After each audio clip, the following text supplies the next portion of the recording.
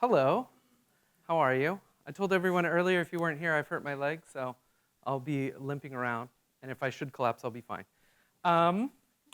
We're gonna start by just watching some stuff. As it was said, I do basically promotions and marketing, short form primarily, although I've dabbled in long form stuff. I've done a few features, both editorially and as a producer, but my primary shtick is, I run my own creative services company, and we do promotions and marketing and brand content, right? For mostly television. That's usually the zone that I work in the most is TV advertising. So with that said, we're just gonna start. We're gonna just watch some stuff, and then we'll keep going. Right now, we're going to take you down to Cafe Bohemia. I'm sure you know who he is. He's a real cool stylist. Nobody sounds like him. You can hear 4 notes and you know it's John Coltrane playing. You're talking about an artistic genius and a spiritual giant. Coltrane was someone who was pushing the instrument to its limit. Some people play jazz. He played life. I wanted to find my own way, but I wasn't ready. It was Miles who made me want to be a much better musician. Being with Miles Davis was huge. Probably one of the greatest jazz bands that was ever formed. It was sort of like going up to the high diving board every night. Before Coltrane was really aware of it, he was using the needle and he was really heavily addicted. When he looked into the abyss, he was either going to go down and die or go up and become even greater. I remember praying, don't take my father. When he cleaned up, things began to unfold. His music just sounded different. It was like almost recklessness. I think I played that album more than I played any other album in my life. He's creating this new approach, this new sound. Half the audience left before it was over. People were like, what? I have no fear about my music being too way out. We may have been reaching for something else that they don't understand. I had this desire to be as original as I could be. It forced all of us to question what we had been hearing. My music is the spiritual expression of what I am, my faith, my being. The reason that music touches everybody is that was Coltrane's intention. How can I bring people together, and how can I bring this music together? He basically did everything Picasso did in about 50 years less time. He was cool when he was here, and he's cool in the big picture. He's cool.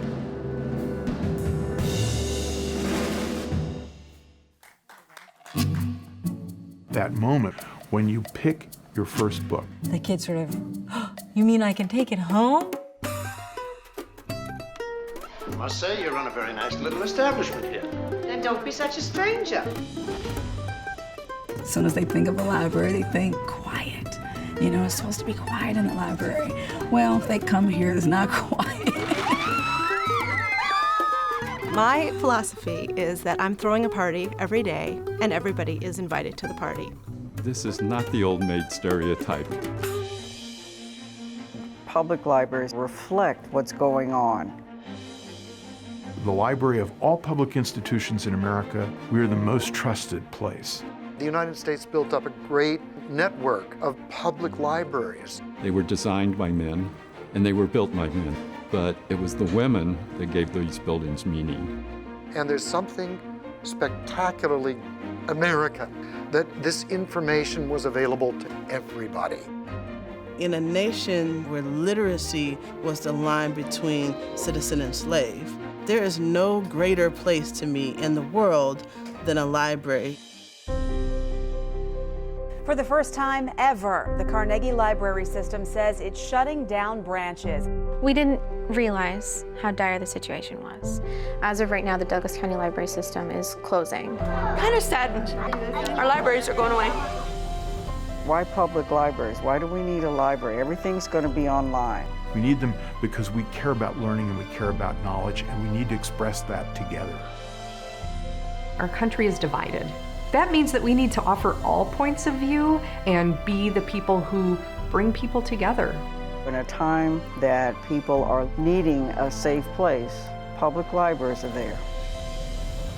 The public library is one of the purest expressions of the possibility of democracy in America.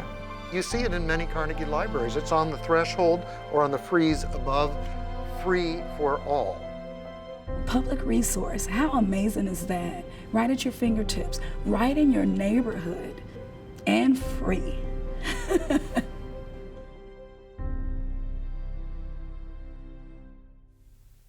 Last one a little different.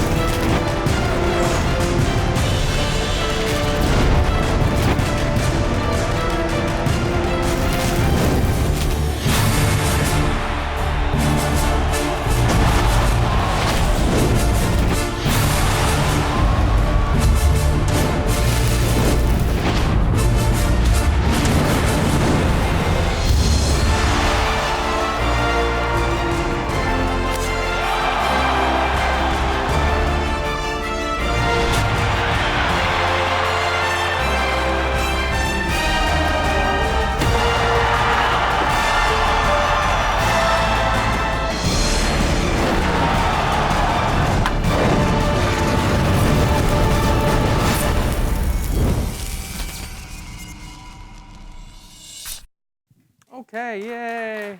Thank you. All right, so we're going to talk about those today. So here's the thing. Here, let's go to here we go. Hello. I'm going to take a poll to start.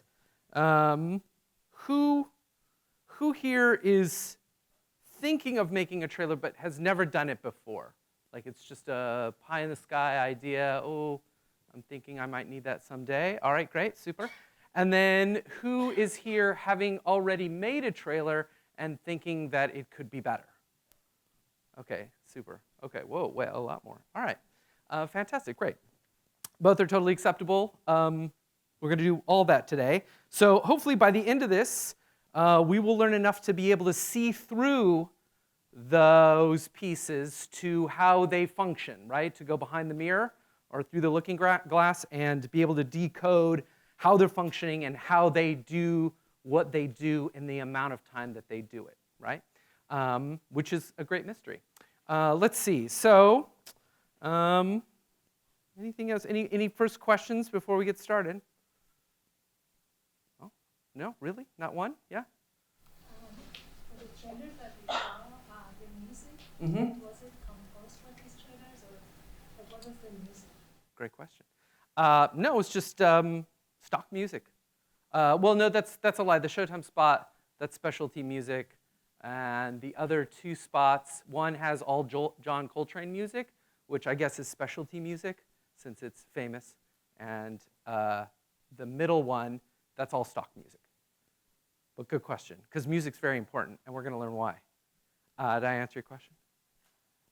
Okay, do you need specialty music to pull off an effective trailer? I'm going to reframe it. You don't. No, not at all. There's really quality, great stock music available online for very, very inexpensive now. You just have to know what kind of music you need. And that will all be revealed in time. All right, here we go. So first two things are we're going to talk a little bit about the ROI of making a trailer. Because a trailer in and of itself can be time-consuming and it can cost money. You're probably asking yourself, what is the easiest, most effective way for me to get a really solid trailer that I could use? And the easiest answer is, well, you just hire a trailer editor to make one for you. That's it. I don't know how we're going to fill the rest of the time today. But yeah, so aside from that, the premise that I'm taking today is that, well, maybe that's not an option. Maybe it is. And maybe you're thinking about doing it yourself. And even if you're not going to do it yourself, you might work with someone, say another editor, and you want to know more about the process to be able to guide them and just have a better perspective on what it takes to take a film and shrink it down into 2.5 minutes. Who here, another poll, who here is planning to do a trailer from their own film? Like they're a filmmaker gonna do their own trailer? Okay, super, all right, super. Yep. When we talk about trailers, and you also talk including sample reels. That's great, we're gonna get to that. That will be revealed here in a second. But great question. And feel free to ask. I don't mind at all if you interrupt me and ask a question. I actually prefer it. If I do ever in the course of talking say like, oh, does that make sense? It really helps me if I get like really affirmative response. Makes me feel better about what I'm doing. So like a really like, over-exaggerated head nod. And if not, please stop and be like, oh, none of that makes sense to me. Because if it doesn't make sense to you, it probably doesn't make sense to someone else. And I'm happy to retread or re-explain something. All right, so return on investment. In the long run, though, a really effective marketing piece is going to pay so many dividends that it's well worth the time and energy and effort to spend to make one. And then I'll talk a little bit about misconceptions. So the first misconception is that it's easy. Who here thinks that it's easy to make one of these? And I think the common misconception is, well, they're only a few minutes. It shouldn't take you that long to make this thing. I mean, I've been working years on 90 minutes, right? You only have to fill 2 minutes worth of time. And often, the shorter it becomes, the more challenging it becomes to really effectively communicate a message, to tell a story, to get all the bits in that you want to get in. So if anything, the duration has no bearing on the difficulty level per se, or the amount of time that's going to be spent making it. I've spent as little as a few days. I've spent as much as 40 days on 2 minutes. So it really just depends. It depends on the piece and how challenging it is. Other misconceptions are that you need a whole film to start to think about a trailer. Another misconception is that you don't need a film to start on a trailer. And so all of that is true and all of that is false at the same time. You need enough. It depends on what kind of trailer you want. But at any point in that process, you can make something, an effective marketing piece for your film. But we have to know exactly what parameters we're talking about. So let's talk about that for a second. Let me do the overview. So today, we'll go over a bunch of stuff, how to plan for it, how to plan for a trailer, things you can think of ahead of time, the grammar of trailers, which will become really important. Like most of us know kind of the grammar of filmmaking or image making, the grammar of editing, for example. All of that is codified. And so hopefully by the end of this, you'll understand kind of like, oh, there's a sort of grammar or language to trailer creation as well. And then some techniques, right? We'll talk about some of the strategies actually like in making the thing. This isn't a hands-on workshop per se, so we'll kind of touch on it, but I think we'll get the conceptual ideas of how music functions, how sound effects function, how graphic cards function, so on and so forth. So let's talk about what we're talking about, because there are a variety of forms that marketing things take, right? Short form marketing things. At the top would be your traditional trailer, sometimes called a preview. It's generally, anywhere from, a minute and a half to 2.5 minutes to maybe sometimes 3. They play in theaters. They have a certain kind of look and feel to them. Under that, some people will refer to something as a teaser, which is different than a trailer. Usually a teaser is something like, well, we don't have a completed film, but we have a good little section of it. Teasers are usually, anywhere from 30 seconds, 60 seconds to a minute and a half, no longer than that. And they kind of tease. They don't tell you a story per se. They just kind of introduce the idea of the movie or give you something provocative to walk away with. The most common kind of teaser trailer would be one character saying one thing provocatively with a bunch of shots over it, right? So when they're coming out with the new Star Wars movie and the movie's not done, they have one character say something like, oh, we've got to fight this and do this and that stuff, and then they put all the VFX shots that they have completed at the time over that with some music. That serves as a teaser, right? You don't get a real story you don't get a sense for the story per se, but it gives you a little taste to get excited about. A sizzle, and here's what we're going to learn. All of these terms are completely interchangeable depending on who you're talking to. So one person's trailer is another person's sizzle. So in television especially, sizzle's thrown out as this kind of generic term, like, well, we need a sizzle. And usually what people mean is like, we need something exciting and peppy to get people interested in whatever it is we're trying to sell them, right? So in this case, the Showtime spot that you saw could be construed as a sizzle, programming sizzle, perhaps. And sizzle is a very broad term, sometimes called a sizzle reel or a sizzler in Europe, not the restaurant. So it's that one becomes a kind of catch-all, like, oh, we need a sizzle, which usually means we want something flashy that will impress people. A sizzle can take many kinds of forms, though. A sizzle could be 30 seconds. A sizzle could be 6 minutes. I've made sizzles that are upwards of like almost reaching 10 minutes. Like if we were going to make a sizzle for an entire network and we're going to kind of go through all their programs and talk about how they're going to strategically be implemented in Asia and European markets, like that's still a sizzle. It's still kind of exciting, but it's going to take a long time. The spot or promo. So a TV spot, these are television terms, like a promotion or TV spot is what you would see during a broadcast. It's usually 30 seconds, 60 seconds maybe.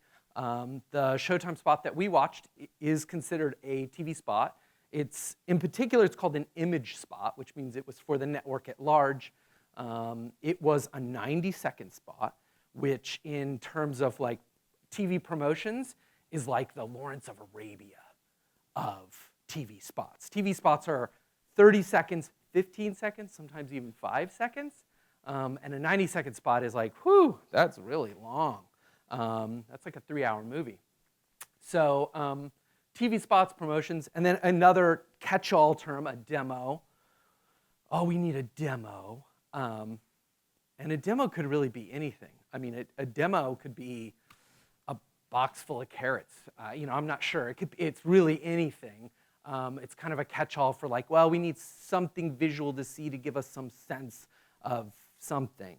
But what form that takes, I don't know. It really depends. It could be 30 seconds. It could be 10 minutes. Pitch reel, same kind of thing. Oh, we need a pitch reel. You might hear that. A pitch tape, a taster.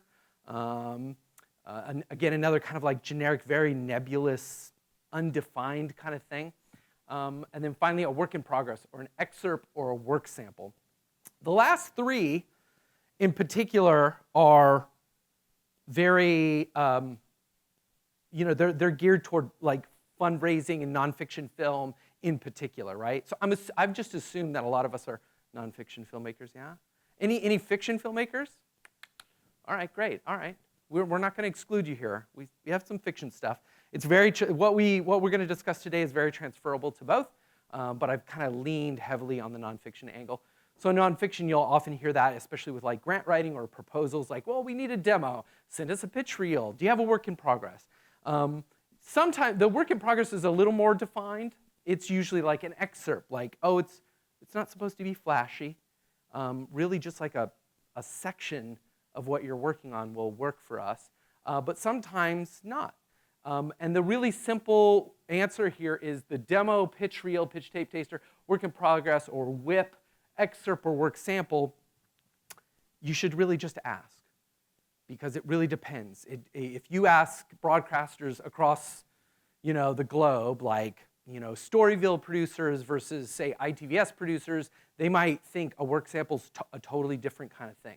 They might say, oh yeah, just pull us a straight lift right out of the film and send it to us. Or they might say, no, you need to make it so we get a feeling for the overall film. Maybe it's a couple of scenes, who knows. But it is absolutely not a trailer. It's at the other end of the spectrum, right? You went from scissor to spot it, and maybe, is it sample consider? Yeah, sample fits in there too. Like, oh, a sample, work sample is closer to a demo. You're right, those should be switched. But yeah, they're all kind of those. Spot, sample, sizzler, teaser, trailer are more flashy, shorter, get me excited. And the last three are more undefined. We want to see the film as a whole or a section of the film. So yeah, so any questions about that? No, I just have something to share that might benefit someone else in the audience, because you mentioned ITVS. Yep. I actually went to a workshop with ITVS. If anyone here is interested in one day working with ITVS, they said that their samples, what they're really looking for is literally a miniature model of your movie, like a little miniature that will give a really good feel of the beginning, middle, and end. I thought that was an interesting way of putting it, and I'm sure that's very different than what other people look for. So on the off chance that helps someone. Yeah, and I think it's going to vary depending on who you're asking. It really is, those three. And even the trailer, people call trailers that I don't consider trailers all the time. It's very popular to call a TV spot a trailer. Oh, check out this trailer. And I'm like, that's a TV spot. Just so I think the thing that we're all sort of uncovering is that these things are very nebulous. And it really depends on who you're talking to and how they're defining it, right? So for the purposes of today, we're specifically talking about the flashy one to get people excited, like the two trailers we saw at the beginning. And the major thing that I will emphasize today is I'm really trying to reshape your mind in this lecture, right? From coming from a long form perspective to a short form perspective. And the biggest one is understanding this idea that the trailer or this marketing thing that you're going to make, whether it takes the form of 30 seconds, a minute and a half, a teaser, a trailer, whatever it is an advertisement for your film. It is an advertisement. It is not your film.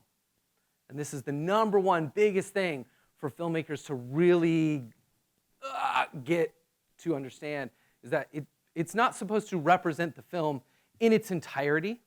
It is supposed to just simply make people say, I want to see that. That's it. The biggest compliment you could ever get from someone is if you played them a minute and a half or 2 minutes of something and they said, ooh, you know what? I want to see that. Or I want to know more. I want to know more. That's it. That's the whole goal of a trailer. It's just to get someone excited about it and bait them into investing more time in, going to the website, checking it out, reading the bio, digging into it, figuring out when a screening time is, so that they can make their way to the movie itself. So it's like the jelly bean trail to the actual meal, if that makes sense. Should be sweet, should make people want to pick it up, put it in their mouth. It tastes great. Ooh, I want more. Keep going, and finally they'll get to the real meal someday. So the clicker's not working. Oop. So I talk specifically from a marketing perspective, the flashy perspective. If you're interested, however, in the other things like the work in progress, how to craft story for work samples, and so on and so forth, this book, Trailer Mechanics, it's a very great book, but it deals mostly with that, fundraising through that kind of stuff. And the word trailer on this book is a very loosely defined, what is a trailer? Today, we're going to just really concentrate on one style, right? The most sort of common style of promotion for a film, which would be the what I would call long form and short form. The longish, a theatrical style trailer.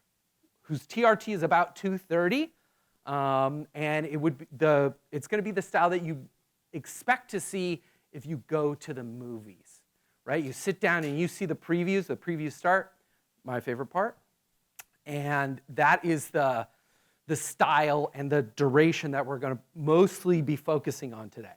Although we'll find that a lot of the techniques that we'll be discussing today, they totally transfer over into a 30-second spot or a minute spot. But they all have their own unique kind of flavors. So we're just going to concentrate on that. And this is the one as well that if you are able to pull it off, holds the most weight. You know, if you really make a trailer that looks and feels like a real movie trailer, it gives your films just so much more credibility and gravitas, right? It makes it seem like, ooh, it's a real movie. And I've even had, you know, seasoned veteran filmmakers have that feeling when they see that trailer for the first time. They go, ooh, it feels like a real movie. Yeah, and I'm like, yeah, it does. It feels like a real movie for the first time. And in a very short amount of time. So, and a lot of that has to do with the grammar and what we're expecting to see in a trailer, right? Okay. Any questions so far? No? Good? Come on, there's got to be one. Certainly, one question, no? You're just so excited to move on. Yep. Oh, you again. You're going to have a lot of questions. So, if it's supposed to feel like a real movie, then how is it an advertisement? Well, it's an advertisement that makes people feel like it's a real movie. Just like a real movie poster, right? You know, when you see like a good movie poster, you go, that looks like a good movie. I know nothing about that movie, but something about that poster makes me feel like I want to go see that. And it gives it legitimacy, right? Versus, say, not a poster for a movie. Is that what you're asking? Sort of? Okay. I don't feel like I answered your question. That's okay. Okay, you can go back to, did you have a question? I wondered how long the first two trailers you showed us were and which categories they... Those I would qualify as straight up, those are theatrical style trailers. They were both a little over 2:30, but under 3. They were on, yeah, because the theatrical style trailer should never ever go over 3 minutes. That's unbearably long. And 2:30 right now is like really the max. Like if you go, just look on Apple trailers, all their durations of like the big films will be right at 2:30. Sometimes they're less, but they're usually around 2:30. Rarely do they go over 2:30. Any other questions? See, all good questions. I mean, you might get this later, but in those 3 that we saw, can you describe what seat are you sitting in relative to an editor and a director? Oh, okay. Oh, interesting. Well, I directed none of those. I was the promotions producer, editor, and designer. So I would be responsible for editing it, coming up with copy elements, doing some of the motion design. So what's sometimes called a predator, if you've ever heard that term, predator, editor, producer, editor. Yeah, but none of these things I made. I don't consider myself a filmmaker. I'm like a marketer. You know, I make things that sell things. You know, one of the things that I make that sell things are movies or television shows or programming for television, something like that. Does that help? Yeah. So you're working with any kind of storyboard yourself, or is this all verbal communication? Oh, you mean between like me and the maker, right? So like there's a filmmaker producer entity and how we're getting on? I think that's a great question. Let's come back to that at the end. That's a great kind of like Q&A question, like what's that dynamic? What would that look like? Something like that. Yeah, a process of collaboration maybe. Mm-hmm. Go ahead. What they actually said, what they wanted. Yeah, so like what the translation there. Like, I'm like the John Coltrane film. What did the man that hired you say what they wanted? I'd like to know a little bit about that. Oh, that's a great question. So let's pin that too. So all will be revealed by the end. So hopefully we'll do some compare and contrast. We'll talk about decision making at the end a lot because it's all about the choices you make, right, and what you select. But yeah, definitely let's leave that for the Q&A. Yeah. So collaboration. We'll come back to that. Any other ones? Yep. Oh, see, I've opened up the box. Everybody has a question now. Go ahead. Yeah, for a trailer, what would be the minimum size of or length of a film that you would want to do a trailer? The minimum? I mean, I see things that are 5 seconds long, 10 seconds long. I mean, there's no real minimum, I'd say. There's no real maximum, I'd say. I would say it has to be interesting and might make someone say, I would see that. I'm not talking about the trailer, I'm talking about the film the trailer would be for. Ah, that's a great question. You pin that. That will be revealed soon. Yep. How much of a cover content and your presentation would be about sample reels for fundraising or funding? Let's say it again. So some of us here, I think, are in the documentary Mhm. or are making sample reels Sure. for drawings for funding. Yes. Would that be covered in some of the In this? No, and that was the distinction I was making, is like, we're talking about straight trailer making, which might be construed as a work in progress, but it is not. Those, I consider those two different things. So, and trailer mechanics focuses on that aspect, right, of making, work in progress sample reads, short form stuff that represents longer form stuff specifically for funding and fundraising, although what we're talking about today is transferable to that. Like the idea of how to pace out content, how to, get your 90-minute story into something that is a little more quickly communicatable. I think those are all still transferable, but we're really focused on that sort of like classic 2.5-minute style. Would any of these categories fall into like if you're raising funds through like Kickstarter or one of those online programs, would any of these formats apply? Like a pitch video? Yeah, they would all apply. They would all apply, and I think that's what I was trying to describe there, is that there's so many flavors of these things. I've seen promotional things that I wouldn't call a trailer per se, but they were like, a sample or pitch reel where filmmakers are on camera saying, hey, I'm making this movie, this is what it's about, I've gone here and there, and that's their way of sort of like generating content to be able to describe what they're doing and generate, grant submissions and online donations and stuff like that. Yeah, the fellow that was working on mine, he was a kind of a webmaster, and he insisted that the filmmaker be in the picture.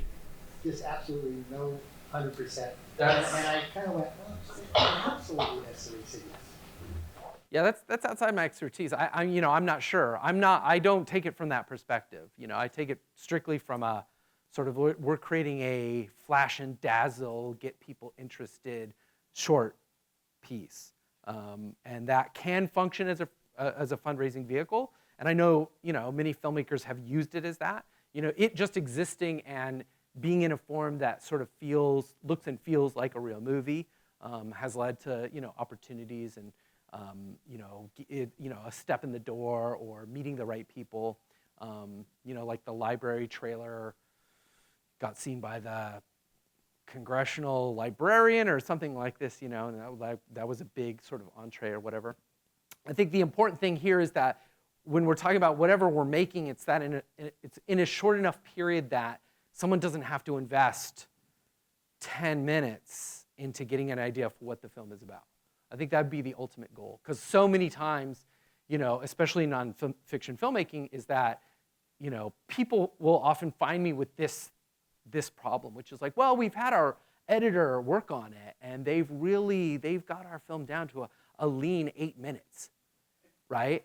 And that's the shortest we can get it, And then when we try to chop it down to 4, it doesn't feel right anymore. It feels fragmented or whatever. And that's because the mechanism of a long-form storytelling is different than the mechanism of short-form storytelling, which we will get to in a second. Yep? So how do you get started? Do you watch the locked feature? All will be revealed. All will be revealed. See, we're opening up questions that will be revealed. Here we go. Okay. So to get us started, this is what we're going to do is, and these ones are totally, I just stole these from the internet, but they share a similarity. And the goal here is that we're going to watch them, and you should be looking for how they're the same.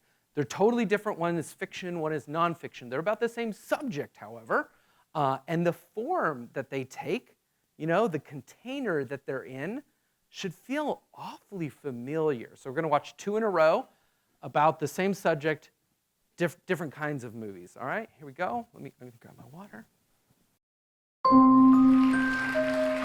A television program for children made its unauspicious debut on station WQED in Pittsburgh. Its host, Fred Rogers. Mr. Rogers? Yeah. I want to tell you something. What would you like to know? I like you. I like you, my dear. Thank you very much for telling me that. If you take all of the elements that make good television and do the exact opposite, you have Mr. Rogers' Neighborhood. Low production values, simple set, unlikely star. Yet, it worked. Hello. I've always felt that I didn't need to put on a funny hat or jump through the hoop to have a relationship with a child. He was always trying to get a message across in every show. A week on death. What does assassination mean? On divorce. Some people get married, and after a while, they're so unhappy that they don't want to be married anymore. He was radical. I know everyone says that, but he was radical. They didn't want black people to come and swim in their swimming pools. My being on the program was a statement for Fred. A neighborhood was a place where, at times that you felt worried, scared, unsafe, would take care of you. He had a singular vision of kindness and love. Love is at the root of everything. All learning, all relationships, love or the lack of it. Children have very deep feelings, just the way everybody does. There must be times when you do feel blue. I'm not feeling blue right now, though. Me neither. Won't you be my neighbor? Well, I suppose it's an invitation. It's an invitation for somebody to be close to you. The greatest thing that we can do is to help somebody know that they're loved and capable of loving. Won't you please, won't you please, please won't you be my neighbor?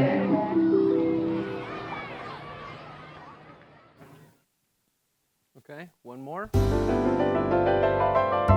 Hey, I'm looking for Fred Rogers. In here. It's a beautiful day in this neighborhood, a beautiful day for a neighbor. Would you be mine? Could you be mine? Please won't you be my neighbor? Hello, neighbor. Mr. Rogers, I'm here to interview you. It is so nice to meet you. You okay? Profiling Mr. Rogers. Lloyd, please don't ruin my childhood. This piece will be for an issue about heroes. Do you consider yourself a hero? We are trying to give the world positive ways of dealing with their feelings. Yeah? Like what? There are many things you can do. You can play all the lowest keys on a piano at the same time.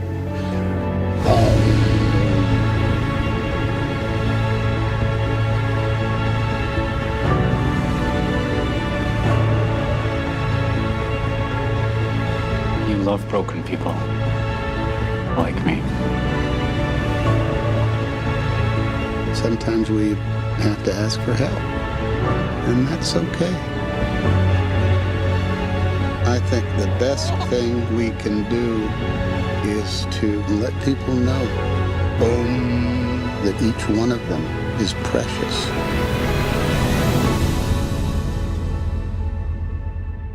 Hey, Mr. Rogers.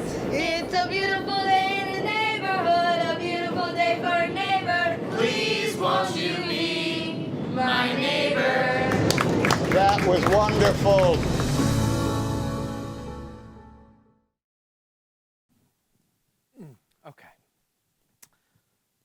So did you see a pattern between the two? Totally different. One's narrative, fiction. One's non-narrative or non-fiction, right? But was there a familiarity to it? Because both trailers operate in exactly the same way and are totally interchangeable. There are clips intercut with slates that kind of sing the praises, and then another clip, and then a little behind the scene clip, an expert, etc. And it ends saying when and where you can see it in the You got it. You got it. Yeah, something like that. All right, we're going to learn all the words to these things. So the most important thing is that it's super direct and it's super simple.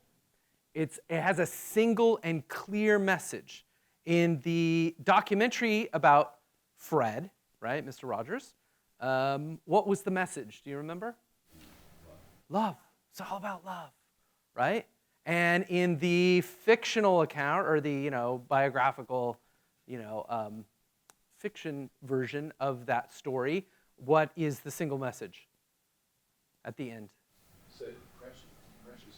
Preciousness of life, the connection between humans, asking for help, right? That sort of thing, right? Maybe not love exactly, but in the first one, we all got that. We end up going like, oh man, it's all about love. And that is not an accident. That is a designed thing. They're all music-driven, highly, highly music-driven, which will be different if you're a long-form filmmaker. Basically like driving things with music is going to be a little unusual. And then it has increased shot duration. Like it flies through shots, right? We see a lot of that film in a very short amount of time, and none of it is connected, right? It's all just giving us the feeling of it almost, and not really ever trying to, it doesn't play a whole scene for us to ever, right? It's giving us the idea of the movie without showing us any substantial section of it. Oh, hold on, let's see. Are we done with that? Trailers seem to have the same score. They seem very similar, yeah. I don't remember the difference between them. No, and by the end of when the next few hours, we're gonna watch it again, and you should really be seeing right through it. You'd be like, oh my God, they function. Every trailer functions this way, right? They do this, then they do that, and then they do that. And really the only thing then left up for you is to figure out how your film, how your story fits into that paradigm. It's a formula, so we're gonna break down the formula. Yep, all right, let's keep going. So here's a sample from a TV spot. So we've been watching like 2.5-minute-y kind of things. So same kind of paradigm, right? Just the container now is 30 seconds, right? So this will be a 30-second spot for a documentary. The story of the Negro in America is the story of America. There are days when you wonder what your role is in this country and what your future is in it. Not everything that is faced can be changed, but nothing can be changed until it is faced. Because I'm not a nigger, I'm a man. But if you think I'm a nigger, then you gotta find out why. The Academy Award nominated film, I Am Not Your Negro. It'd be like date and time info. Catch it on your local PBS station, Channel 5 at 7, right? So, so same stuff, right? You saw title cards. There was sound bites interspersed with imagery. Kind of began a certain way. It kind of ends a certain way, right? It ends with information at the end of it. All right. So here we go. And again, my whole purpose here is to like bend your mind so that you can start thinking in short form ideas, right? Short form ways. So especially if you're a long form filmmaker, this will be troublesome. So here is, this is a 1-hour program. This is a finished feature, television feature, right? 58-minute running time, nonfiction film. There it is, laid out in a timeline, right? We're all kind of familiar with that. We've all seen a timeline. It's like, all right, there's some music. There's some more music, here, okay. And then it ends. There it is. The credits have to be put in yet. There's the thing for the credits, okay. Here's the beginning. That's probably the title card of the movie right over there, right? All right, so, and here's the sort of, big paradigm shift that we have to make. I worked with this material, and this is the first thing I did is I removed everything I didn't think was valuable to me to make a trailer. And that was, I don't know, more than half of it. And then I removed more. And I broke it down to its barest components that I thought would be valuable for me to make the thing. So there's a bunch of sound bites and a bunch of B-roll there at the end, just kind of laid out end to end. And then, so we're still looking at 50 minutes in a timeline. That's still 50 minutes, right? And then it gets crunched down to that, into 2.5, right? So how the hell does that happen? Like, what's the magic thing that happens between that and that? Is that what we're wondering? Yeah, because it is like magic. But hopefully this will all become clear. So we really got to concentrate in thinking in seconds and not minutes. So, I had the good fortune of working on both sides of the fence. I've done long form stuff. I worked on, limited series nonfiction television program. I've done features. I've done narrative features. I've done nonfiction features. So I understand long form along with short form, and they are different ways of thinking. We're going to learn to think in seconds. So you really are, the goal of this process is to capture the feeling, essence, or spirit of the film, right? You want to capture the spirit. It's sort of like, if we're going to make a roux or something, we're going to boil it down to its whatever that really the acorn of that movie is, right? Because that 90 minutes is the oak tree, and you're trying to find, like, really what is at the center of this thing, And you must learn to divorce yourself from the original decisions of the film. These shots go here, the 60-minute mark, 30-minute mark. These shots start the movie, right? These sound bites go with those images. You must totally separate them so that you can clearly just use it as almost raw materials. Like, you've made this gorgeous, 7-course buffet, or buffet, that's like what's a 7-course meal. And then what I do is like, okay, well, undo it all. Bring me just the chicken, bring me just the whipped cream, bring me just like those components of that meal, and we're going to make something in and of itself. Now, do you ever find yourself as the editor going outside the initial edit? So there's a 60-minute film or... Sometimes. So, I'll talk about that at the end a little bit. We'll talk about process and if you're working with someone. Yeah, we'll talk about how that all works here. It is not a shortened version of your movie. And that is the problem that most filmmakers encounter, is that they're like, okay, I'm trying to take the long version and make it shorter by like whittling it down somehow. Like, I took this really beautiful scene where, a daughter is reunited with her mother, and well, for us to get to that moment, we've got to see her on the plane and get off and have the backstory, and then, get to the wherever and see the mother and have a moment, and then they're crying. That's taken 12 minutes, And then you're trying to condense it down, and you're like, it's losing its power, and I don't understand. And now we don't understand why all of a sudden she went from New York to the jungles of Vietnam, or, it's like, now it's all jumbly because we're not whittling it down. We're doing something else. It's not simply a highlights of the movie. So a lot of people will tell you, like, oh, well, trailers really all they are is just like the best shots. And if that were the case, it wouldn't make any sense. It'd just be a bunch of shots and music. And you'd be like, okay. It wouldn't communicate anything. And then let's avoid complex subplots and unnecessary characters. Again, we're boiling it down. So, for example, the library movie had a lot of interesting detail about women working in libraries and women's suffrage and how that connects to their participation in communities. And one very notable librarian who went to the North Pole, all that. Very interesting. If you watch the movie, you'll get all that information. Not in the trailer. Too complicated. You got to set it up. It's like, wait, she's a librarian, she's in the North Pole. Why?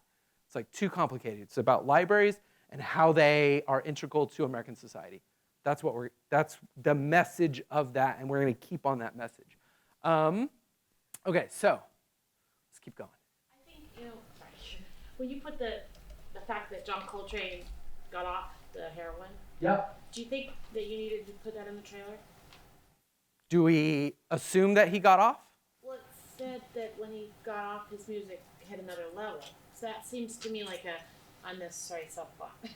Oh, that's the transformative moment of John Coltrane. That's the character starts, something happens to the character, and then they transform into something, right? What these seem to have in common is they hit an emotional core button. Even like in the library piece, there's an emotionality to it about when in Coltrane, it's like a plot point where his life changes and he goes in a different direction. With Mr. Rogers, it's about love, and then in the film later, it's expanding on that notion. So I get it seems that if something is dramatic, and you can really zero in on the emotional component, it kind of gives a guide to this. The problem becomes, maybe in a greater sense, if it's technical or documentary. It's like, what is the emotional hook? Where's interest in it? Yeah, I would say it's irrelevant what the movie is. It could be a children's movie, it could be nonfiction, fiction, it could be experimental even, right? At the end of the day, you need to find whatever it is that you're trying to communicate, right? Whatever the core, the essence of the film is, and make sure that people feel it, and they, like you said, I feel like it hooked me somehow. It's tapping into some emotional thing, and a lot of that is the music, right? Bah, bah, you feel that, and you're like, oh, Mr. Rogers, I'm gonna cry, right? Or if you're a lover of books, you see that movie and think, oh my gosh, I'm touching my mic. It's super important, or it's, we have to protect it, or, there is some emotional thing there. But the thing to remember is that it's constructed. That doesn't happen by accident. It happens from a lot of decisions that are made about not what to include, but what to leave out. It's not important that we have that. Okay, at which stage is a theatrical style trailer possible? Looking at you. This is your question, yeah? Okay, great question. I'm glad you asked it, and I'm glad I made a card for it. At what point? Well, a theatrical style trailer, I would say you need to be in the assembly stage. You need 60%, you need to be at least 60% along the way to having a finished piece. Of course, a finished, totally finished, ready to distribute movie is great. That's where most trailers start. So most trailers start at the movie is done. It's been sold to some entity who now needs to go tell people to go watch it so they can make their money back or whatever, get the word out. And then they make a trailer. So it's 100% done. So usually, if I'm making a trailer in that context, I'm working off just a finished product, right? With separated music and dialogue tracks, and I'm taking all the raw materials from that. In cases like these, where, if you're working directly with a filmmaker and they're sort of midway or more than halfway through the process, and they're looking to create something that does sort of maybe, generate more interest, get them finishing funds at the end, or just serve as a calling card, like, oh, I've made a movie and it looks and feels like a real movie. You know why? You just watched 2 minutes of it.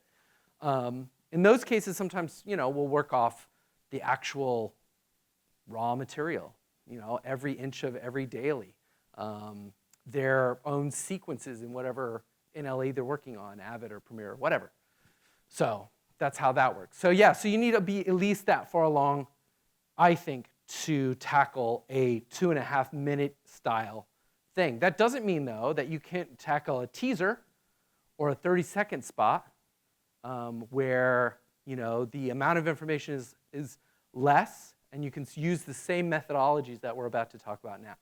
Does that make sense? Yeah? Because I get that a lot. Like, people sometimes, they'll say, well, I have this 20-minute sample reel that I've made, and the movies, we're still a long way off from finishing this thing. There's major interviews still have to be shot probably a year or two away. And if you're a nonfiction filmmaker, you're working on this thing for a couple years, right? And they'll say, well, just take the 20 minutes and make it 2. And it's like, well, it doesn't work that way. I can't I can't just say 20 minutes, which is fundamentally maybe 3 scenes, and then somehow create that same arc of the narrative that we feel in a theatrical style trailer. So in that case, you might want to think smaller, a minute, make it more of a teaser, a couple cards, someone saying something really provocative. You know, it was 1968. You know, we didn't know that it would go that way. You know, we were lost in the jungle and the war just broke out. Title card, name of my movie. And you go, ooh, I want to see that movie. I don't even know what it's about, but I want to see it, right? So, okay, great.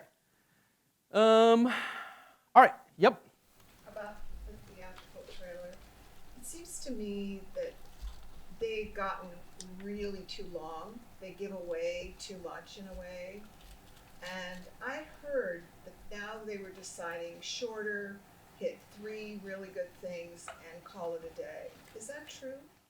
I don't know who told you that, but. No, it was, I think, from like, I don't know where I read it, but they do seem a little long. Like I just saw one over the weekend. It's about an underwater film, and they start to give away the monster, which to me, you know, kind of, they shouldn't have done that. Yeah, so I have strong opinions about what you consider to be the like twist ending of your movie. And the good thing about, you know, again, we'll maybe speak more about collaboration, is it's often really good for an outside party to come in at this point because they have a better perspective on your film than you do. Like if you've worked on it for 3 years, I can guarantee you, you do not have perspective on your own film. You know way too much about it. You've been involved with it way too long, and you're so deep that, you know, like often it will be like, well, the main thing is this, right? And it'd be like, that's so just blaringly obvious that you just overlook it because you're so entrenched in the movie itself. Yeah, so I mean, that's all up for debate, whether giving away things like that is good or it's bad, trailers being long. I mean, trailers now, or marketing things online are becoming increasingly shorter. So a lot of trailers you'll watch have a now 5-second bump at the beginning that give you a couple shots and say, boom, movie. And then the longer form starts. So at least if you're watching on your phone, you get a couple seconds of, oh, Captain Marvel's in the theaters, I guess, before I scroll up on Facebook. So all of these are different, yeah, and it's up for debate depending on who you talk to. Let's see. All right, so we're going to attack this thing now, and whether you're actually doing the work, like you're going to sit down in front of the machine and put those sound bites in order, or you're going to assist or be collaborating with someone to do it, here's a good start. So just like in the olden days, you know, paper scripts are still useful, especially if you're not an editor. Like you're like, I've never touched the machine in my life. I don't know how to do that. Just making a good old paper edit of key dialogue and visuals that you think are important that should be in there. Really describing what is it about. And again, sometimes, you know, you're so in it that it's hard to really, you know, distill that message down. And, you know, that's why if you're working with someone who has experience, you know, it's helpful to have that process. But ultimately, you're trying to come up with the log line or elevator pitch of the movie, right? 1 sentence. My movie is about this. Don't give me any details. I just want to like 10 seconds. It's about this. Great, because that will probably end up in the movie as those title cards that we're going to see. Who is it for? Audience and positioning, right? So really figuring out, who are we trying to communicate to? And don't say everyone, because you can't do that. You can't communicate to everyone. Like, be specific. Like, well, this is for fans of documentaries, or this is for public television, or this is for really, this is a woman's story, and we're really trying to touch female audience members, and so that might help you shape how you do it. It's like, okay, so it's not hardcore rap music now, it's maybe more, soulful, Adele or something, just even those decisions, right? It's not speed metal, it's something else. A tendency now is for a lot of it's historical, but they're still cool to have like modern music in it.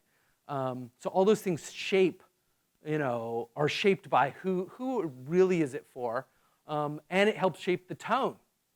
How does it feel You know, is Mr. Rogers super fun and jokey, or is it like kind of like serious and emotional? You know, those are all decisions that have to be made.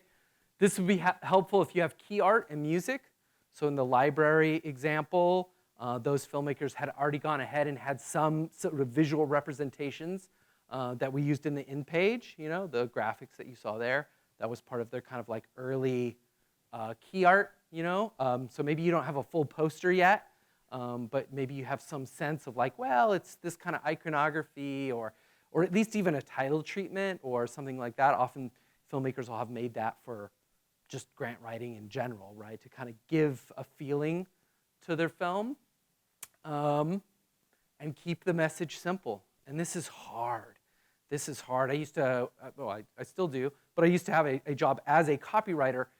And as a copywriter, you know, your job is to come up with basically a sentence that describes something, and then you work on it for 2 weeks, and they're like, okay, so what's the sentence? It's like, it's great, okay?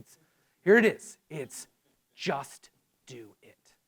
And people are like, what? That's like 6 characters. It's 3 words. What took you so long? That's super easy.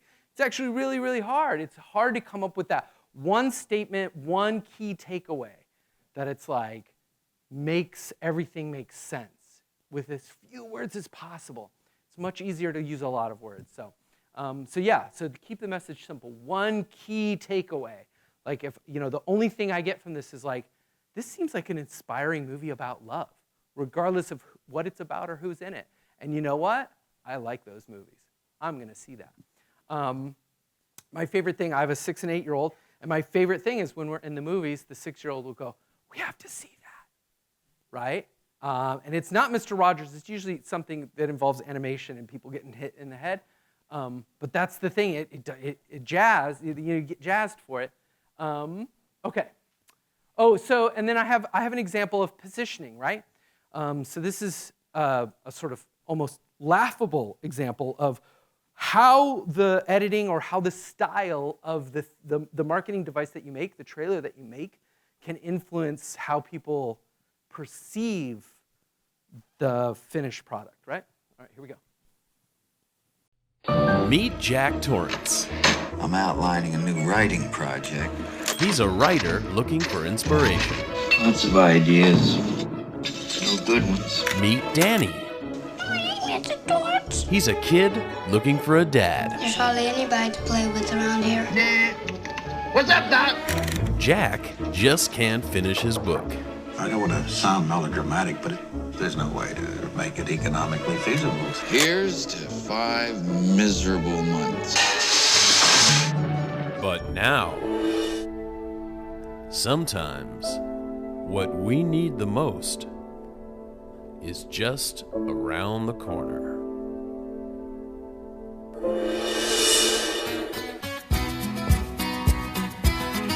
I am your new foster father. I'd do anything. Climbing up on Salisbury Hill, I love it. I could see the city light. My heart going boom, boom, boom. Son, he said, grab your things, I've come to take you home. Shiny. That's a totally accurate expression of that movie, right? And that's one where I would say I make a big deal about honoring the spirit of the film. You know, like, oh, we want to honor the spirit of the film. Oh, but we're going to shape this thing. You know, we're going to take this other raw material. We're going to make this other thing. We're going to make this jelly bean, right? It's not going to look or taste like the meal, but it should honor, right, the finished film. So in this case, I'd be like, oh, that's, you know, that doesn't honor the film. Okay, so here we go. Trailer grammar, act structure. Yes, just like a feature movie, trailers have an act structure. Act 1. And once you learn this, you will never not see it again. Act 1 is you set up the characters and the setting, time and place. Where are we? Who are we talking about? And you establish credibility, right? This is early in the trailer. That's where you put your festival laurels. That's where you put your, I'm a filmmaker who did this other thing too. This film has the producers who did that other thing too, right? To establish credibility. Why should I keep watching? Both the fictional version of Mr. Rogers and the non-fictional version of Mr. Rogers made it a point to mention his name in the first 10 seconds. In the first 10 seconds, and after that, in the first 30 seconds, his name is mentioned at least 3 times. Because they're not assuming you know who that is. We make no assumptions. Who is that? It's Mr. Rogers. Fred Rogers? I'm here to see Fred. Where's Fred? Mr. Rogers was this. They keep saying his name over and over. So in that first 30 seconds, I know I think this is about Mr. Rogers, right? They set up the character and the setting, the time and the place. That's the first act. Second act, we bring in something that is a problem, right? The conflict of our story, something that needs to be overcome. And it can be minor and it could be major. It could be a national crisis, it could be a personal crisis. But someone somewhere has to have a problem that they're trying to solve in the middle. And we can get a little bit of detail about it. But without this conflict, there's no place for us to go. They're like, oh, Fred, he had a TV show. It was pretty good. The end. Right? It was like, oh no, there was a lot of problems in the world, right? And he was attempting to solve them, right? And now we get to Act 3. Now, Act 3 is totally radically different than normal, long-form storytelling. In Act 3, this is not a resolution. We're not trying to wrap things up and make people feel good. We're trying to get a big emotional response. It's a big finish. It's the wild ride.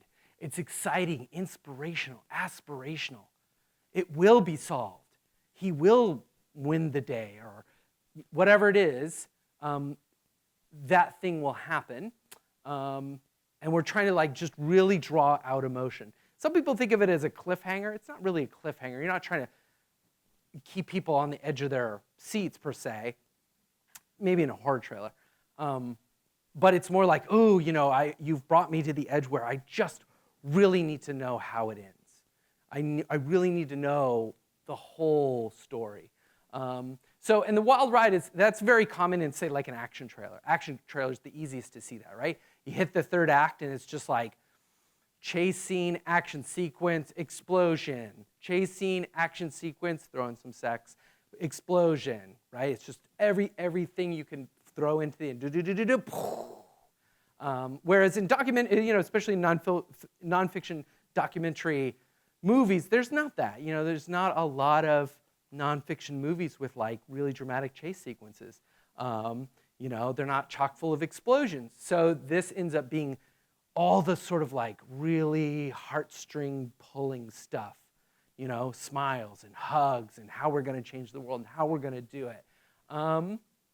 That's Act 3. And usually Act 3 goes right into your title card. So it's like, what's this movie that we're so excited about? It's called This, My Movie.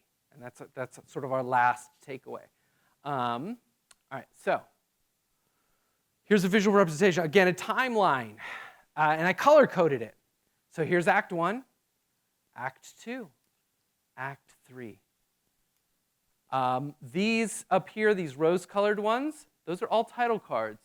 So those are all graphics. Graphic, graphic, graphic. And then there's a transition into 2, transition into 3, card, card, card, finish. That's the formula right there. This is at about, if you look at it, that's about, 30, 45 seconds in. This is about, a minute and a half in. And that's at, 2.5 or 3, right? And they usually start quiet. So there's a little quiet start, then the music starts. Little quiet start, music starts. Music escalates. Second act, we started quiet. You go, now we're moving. Uh-oh, stuff is happening. Oh no, wait, what weren't they allowing people to do?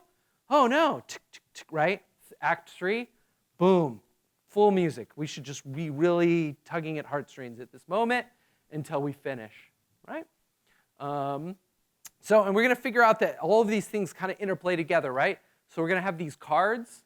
these graphic cards, that if you're a long-form filmmaker, the only time you might deal with a graphic card would be like your title card at the beginning, the most important card, the card that has your name on it, and then maybe the credits at the end. That's the only time you'd ever think about it. Am I seeing that you have like 3 different musical scores, one for each act? Great question. Yeah. So, and we'll change the music, right? So the number one mistake is like, well, I'm going to choose one track, and that one track will seemingly be able to do everything for me. It will start quiet, it will grow in intensity, and then it will get really emotional. And that's very rare that you would find one track that does all 3. Usually, you're trying to change it up, so it feels like we've moved from one thing to the other, right? Yep. In the sound bites, they kind of all show up in the first and the third act in this case. Is that kind of formulaic also? The cards. Oh, the cards. Or no, the actual sound bites. No, these are all bites. That's all bites. Those are all bites. But there are no cards in the second. No, and in this example, there's not. That doesn't mean there can't be. But they're most common always at the beginning, always at the end. So the fragments along the bottom, those are sound effects? Yeah, these are sound effects. We'll talk about those. These are cymbal swells. So, and again, another technique that if you're doing long form, you're not going to be like, let's throw a big cymbal swell on there. That's really going to sell this moment. All these things don't make sense. You're not like, oh, that dramatic moment with the mother and her daughter. Let's throw a cymbal swell on it. It's not a long formy thing, right? It's a cymbal swell. I'll tell you. All right, so let's watch this. I think we're going to watch something now. Yeah, we are. We're going to watch the library one again, and you're going to get sick of this because we're going to see the same one a couple of times in the course of this, because the first time you watched it, you were like, ooh, I'm moved. It's like the second time we watch it, kind of like remove the viewing eyes and put on the critical eyes. So we're going to watch the library one again. Be paying attention. You just saw its approximate timeline, something like it at least.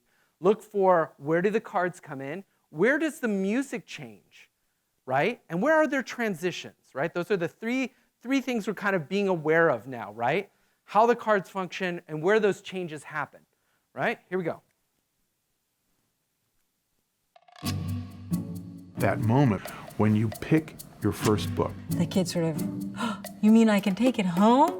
I must say, you run a very nice little establishment here. Then don't be such a stranger.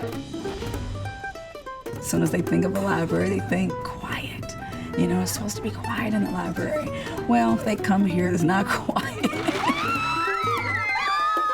My philosophy is that I'm throwing a party every day, and everybody is invited to the party. This is not the old maid stereotype. Public libraries reflect what's going on. The library of all public institutions in America, we are the most trusted place. The United States built up a great network of public libraries. They were designed by men, and they were built by men, but it was the women that gave these buildings meaning. And there's something spectacularly American that this information was available to everybody. In a nation where literacy was the line between citizen and slave, there is no greater place to me in the world than a library. For the first time ever, the Carnegie Library System says it's shutting down branches. We didn't realize how dire the situation was. As of right now, the Douglas County Library System is closing. Kind of saddened. Our libraries are going away. Why public libraries? Why do we need a library? Everything's going to be online. We need them because we care about learning and we care about knowledge, and we need to express that together. Our country is divided. That means that we need to offer all points of view and be the people who bring people together. In a time that people are needing a safe place, public libraries are there. The public library is one of the purest expressions of the possibility of democracy in America. You see it in many Carnegie libraries. It's on the threshold or on the frieze above, free for all. Public resource, how amazing is that? Right at your fingertips, right in your neighborhood, and free.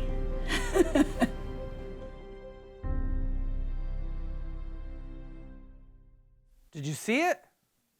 Did you see it? All right. So you saw cards, and then you heard it, right? It was like all of a sudden the music ramped up a little bit. And then we're going, oh, what are we talking about? We're talking about libraries. I like libraries, right? And by the end of it, music's changed again. We're into this like, oh, why are libraries important? And it's big, and it's, it's really, libraries are America, right? It's like that's the connection we're making.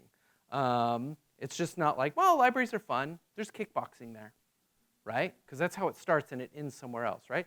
So a little bit, we're starting to sense it, like, okay, that's how you'd shape that. That's how you get all those things in that amount of time. Let's see what else I got queued up here. Okay, great. So now let's talk about some of these elements and how they're working, right? So first, there's the green band, right? We're all familiar with this. It's the beginning of trailers. It's what makes a trailer a trailer. I only put it up here because everyone knows what it is. I'm honestly going to tell you never use it. It is an official thing. If your movie is submitted for an MPAA rating, you get one of these. They give it to you. They say, this is your movie's rating card. You get a green band or a red band if it's like super naughty and there's a lot of cursing. So even though I think the mistake that I'm trying to prevent is you feel like, oh, if I slap this on the beginning of mine, it'll give it that feeling that it's real, and it won't. It will do the opposite. Just leave it off. Unless you get one, don't put it on there. You don't need this thing. But we will talk about, I see, keep. And if you get it, do you have to use it? Yes. Yep, you sure do. And you'll want to use it because it's, like you'll feel all special when you get it. Here's, okay, we're still in trailer grammar, graphic title cards, right? So these are the kinds of cards that we're going to see in this format, right? We're going to see studio logos almost always at the beginning, almost always within the first, 20 seconds. Either right at the beginning or soon thereafter. They're sometimes called a vanity card, like, oh, I want to make sure you know who made this. Do you remember the ones that were on the library? Which ones? You sure do. You remember that, right? Because you're like, oh, well, you got a NEH award. All right, you must be special. You also you'll see production cards too. It's like, oh, we're the filmmakers who made this. This is our company logo. We're the studio that supported this, or some other public entity. Studio card, and then you get some date cards. When is it coming? Coming to PBS. Coming soon. In most cases, in this scenario, we're not dealing with finished films that are going to market. We're dealing with, oh, I'm trying to make a trailer to generate interest and, legitimize my project and make it like seem super special to, say, other organizations and grant writing entities. So in most cases, a coming soon will be exactly what we all need, right? Very, very few of us, I doubt, in this room would ever put an exact date on there, but that's what those cards are. Date cards. Copy cards. I forget what the copy cards in the trailer one are, but they're like, for the spirit of democracy, and the this, and the that. Those are copy cards. That is your log line, right? That one pithy statement that really solidly and quickly describes the essence of your film. Those usually get translated into copy cards. A pedigree card is a card where you put famous people, basically. It was, a famous director of that, a famous producer of this. It has a famous star. You wouldn't have a trailer about John Coltrane without mentioning, guess what? Denzel does his voice. You wouldn't leave that out. That would be a pedigree card, right? So we want to make sure our famous people are represented. If you don't have famous people, that's okay. You can still have a pedigree card.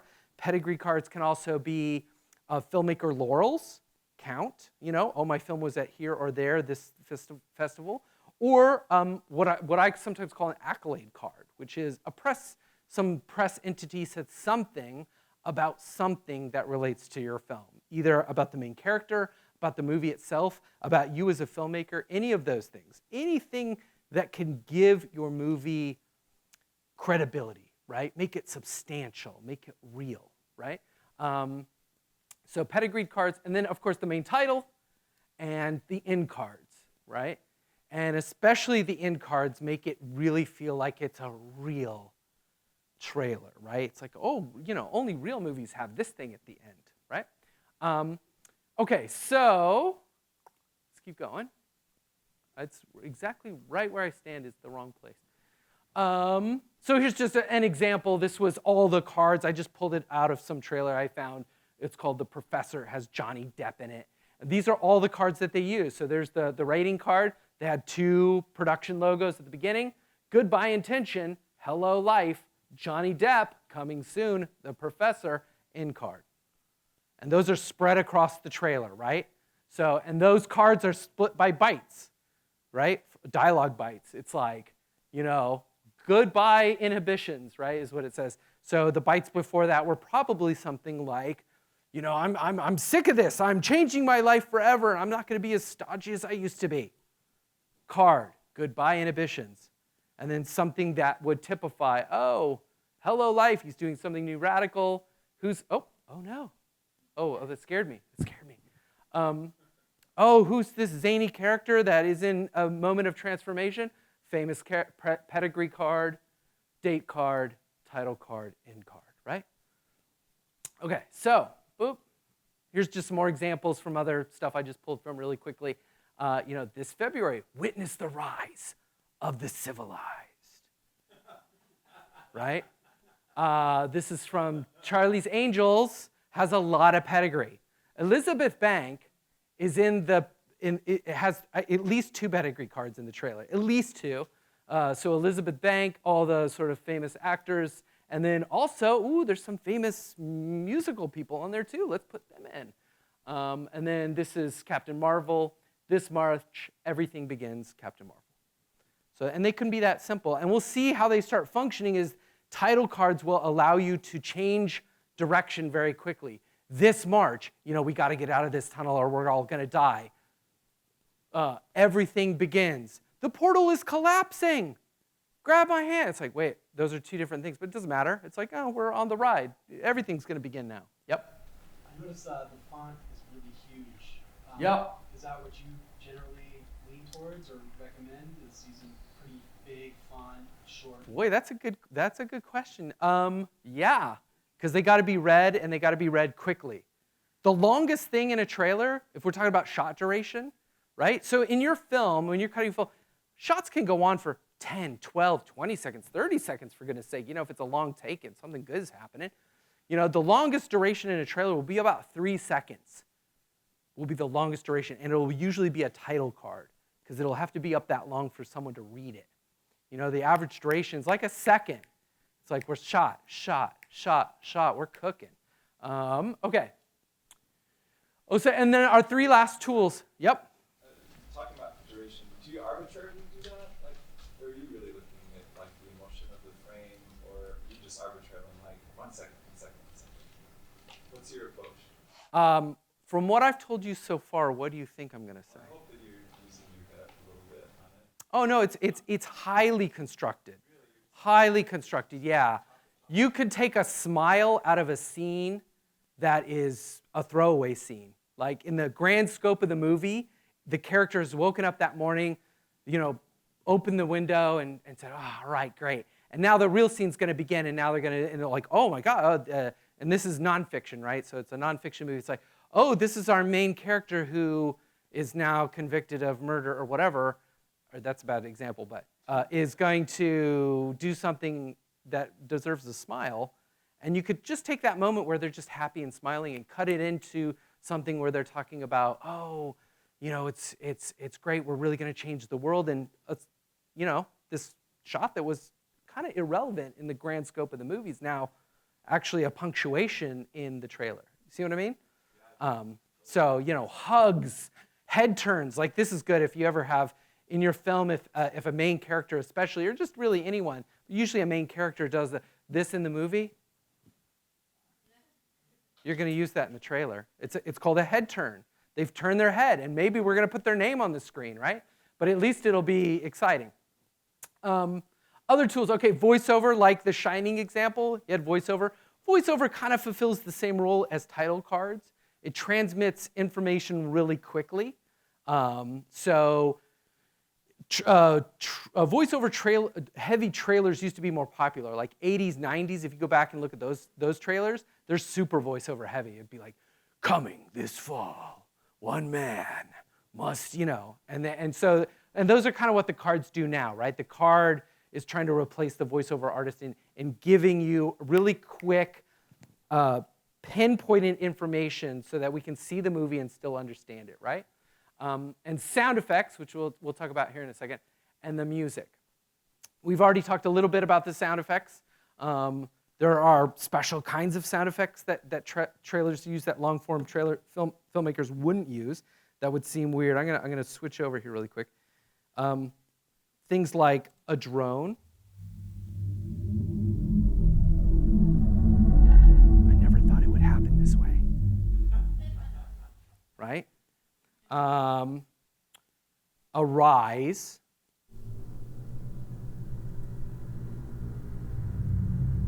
What do you mean the door won't open?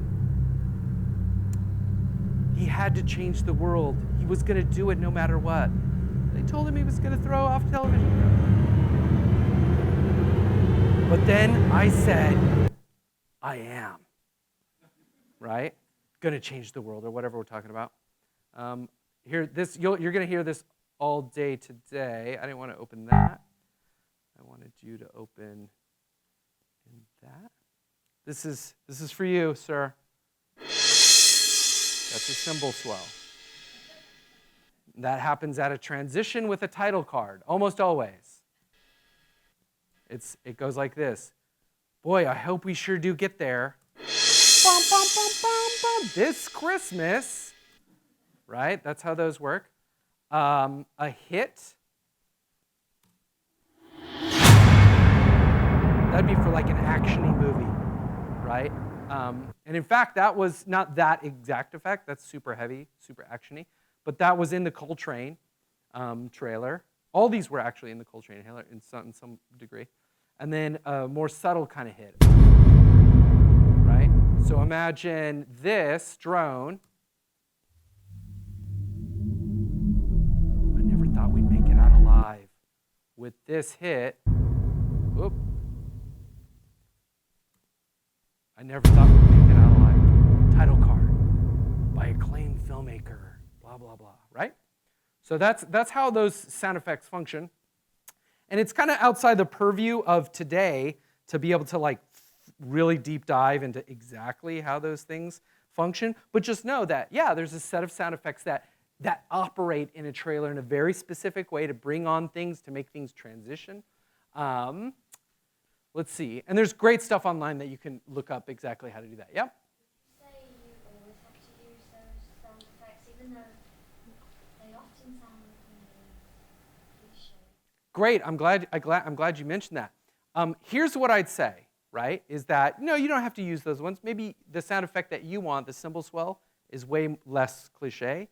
But I'd say its power is in that fact that it's cliche. You know, it's like, because I do often meet like the people who deride a movie trailer's formula. They're all the same. And I'm like, yeah, you know why? That's what audience expect. And if you break that pact, like, wait, what? When is it? Because I should know that by now. Who's in it? Because I should know that by now. And there are cases of trailers that totally break the mold and totally work and are still exciting, but those are the rare exceptions. For very good reasons. So usually the formula works for you and not against you. You don't have to use those exact effects, but just know that that's what they do. A cymbal brings on a card. You know, a drone sets some dramatic moment up. And in long form filmmaking, those sound effects are usually not even needed, right? A classic one in a horror film would be what's called a scrape, a kind of shing. Sounds, ooh, it's eerie. So when Coltrane is falling prey to the needle, we hear a shing, and it indicates, ooh, bad, because we all know what that means, right? I think it's good to be aware of cliches, but at the same time, I'm like, no, that's what people like. All right, so here we go. Let's see what else we got here. Oh, okay. So, and this just is a little section of that Showtime spot from the beginning, just to show that this is all sound work for that thing. Here's music, and these are multiple like layered stem tracks for the music, spaced out to create that that feeling, right? This is all effects. Like every hit, every movement of an arm had an effect on it. And when you watch it, I bet you didn't even notice. You were like, oh, it's just exciting.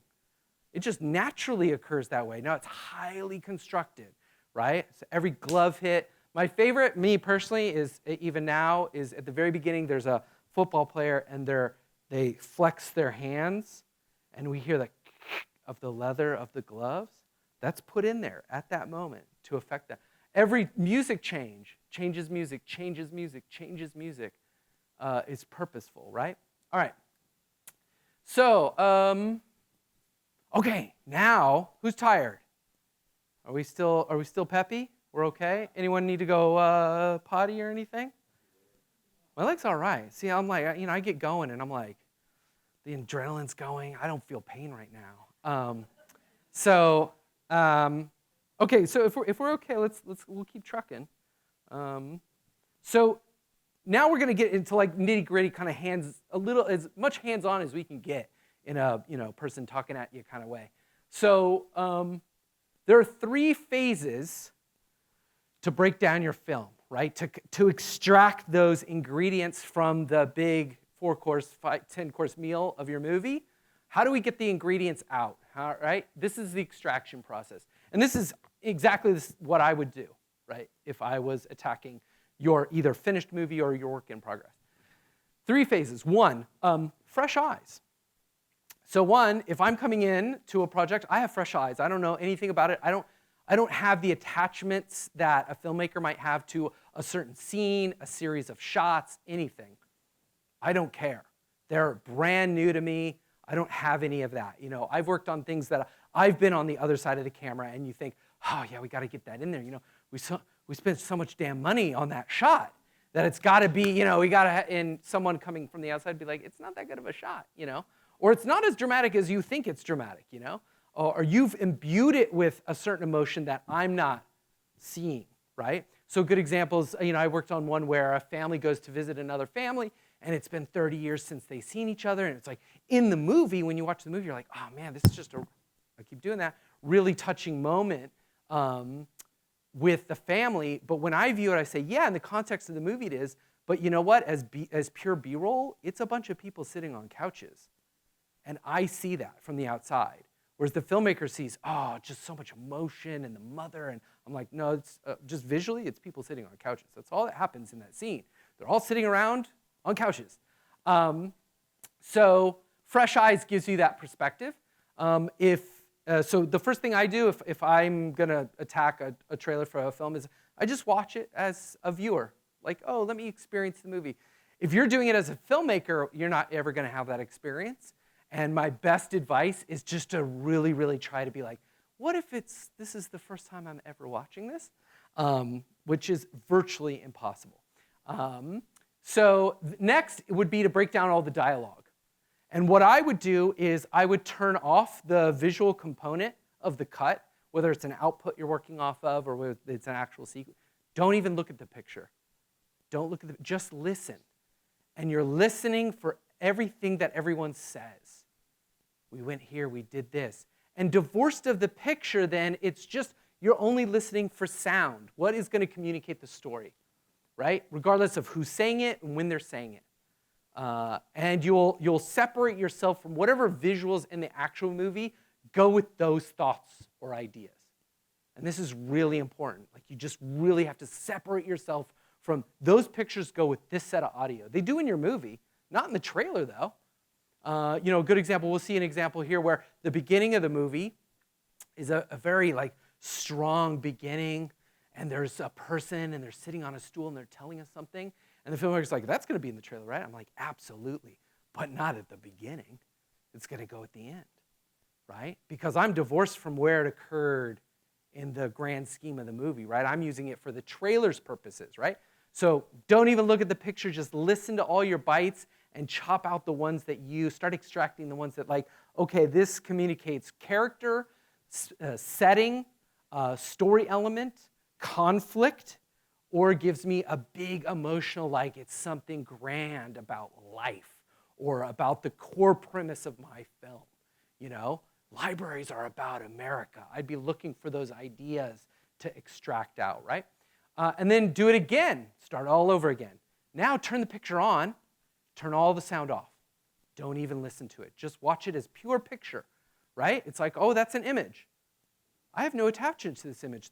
Apparently there's a scene where there's a bunch of people sitting on couches. That's probably not going to make it into the trailer.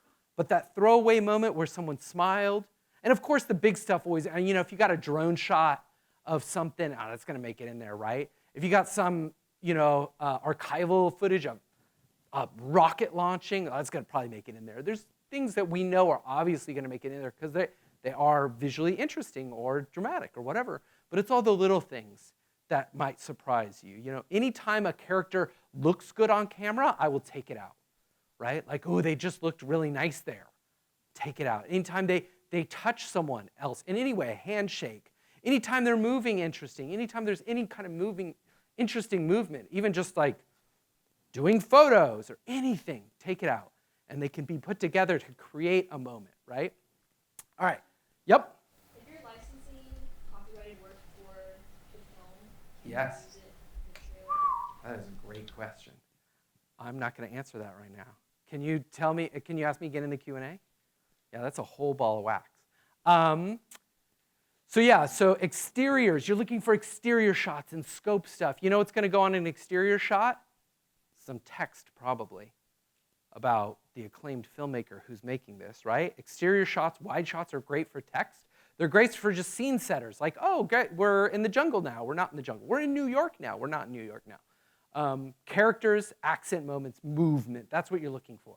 And they don't belong to anything that's being said, right? They're separated from that. It's like the dialogue bites of like, well, we were waiting for so long for the space shuttle, and then we see the space shuttle launch. Those two things become separate now. So in the trailer, that becomes maybe the beginning. Oh, we were waiting so long or whatever. But the actual rocket launch is going to happen at the end of the trailer, right? Does that make sense? Even though they occurred together in the movie, like now they're being used for different things. Okay, so that is what an actual dialogue sequence. I make select sequences. If you work on Avid, you probably make a select bin, right? You subclip. I don't do that. I do select sequences. Everything I do is right, so don't ever do it that another way again. No, everyone has their own kind of methodologies. Some people will break down the film to a much higher degree than I will. Like they'll make a sequence just for exteriors, a sequence just for characters, a sequence just for this. I just kind of throw everything in one big thing because I like the happy accidents that happen sometimes. So that's just bites strung out of the original. So that's about 10 minutes worth of bites is what I would then begin the process with. So that 10 minutes is going to turn into 2. But I start with 10. And I'll tell you that however they set it in the film will have to be even more constructed, right? So you're going to take out the middles of things, the pauses of things to make them say the thing as quick as they can say it. Yeah, well, it was in June. Let me think about this. This is from the film, right? Yeah, it was in June. I think it was in June because I remember it being so hot. We went down to the river. That's where I discovered. Well, I was there with my brother, and we both discovered the body. That, in the film, gets down to, it was June when I discovered the body by the river or whatever. That's it. That's the bite that ends up in the trailer. Everything else is irrelevant. And in fact, in that bite example, I might decide, you know what, we're going to cut out any mention of the brother. You know why? We don't introduce the brother. The brother actually brings in more complication than it's worth. Like, oh, do they have a brother in the audience member's mind? Let's just make it that. In June, that's when I discovered the body. Done. That's in the trailer, right? You see the difference? You get hyper compressed. So even those things would get even further shaved down. All right. And then this was the visual pass that I did. So I went through the film, and I just pulled out everything that I thought was valuable. And I just make it a rule, even if I don't know why. I'm like, I don't know, this could be valuable. I pull it. I pull it. And then I might do another pass on my select sequences and go through it another time and just be like, they say this thing 3 times. She was great. She was really wonderful. She was the best person ever. And I'm like, I like this one the most. And then I might throw the other 2 away, and further refine the sequence down. So it's just a culling process. You're culling it down to these very base units, right? So that's everything that I pulled for that.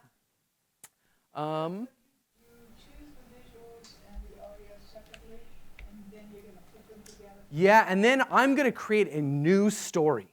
I'm not going to tell the story of your movie, right?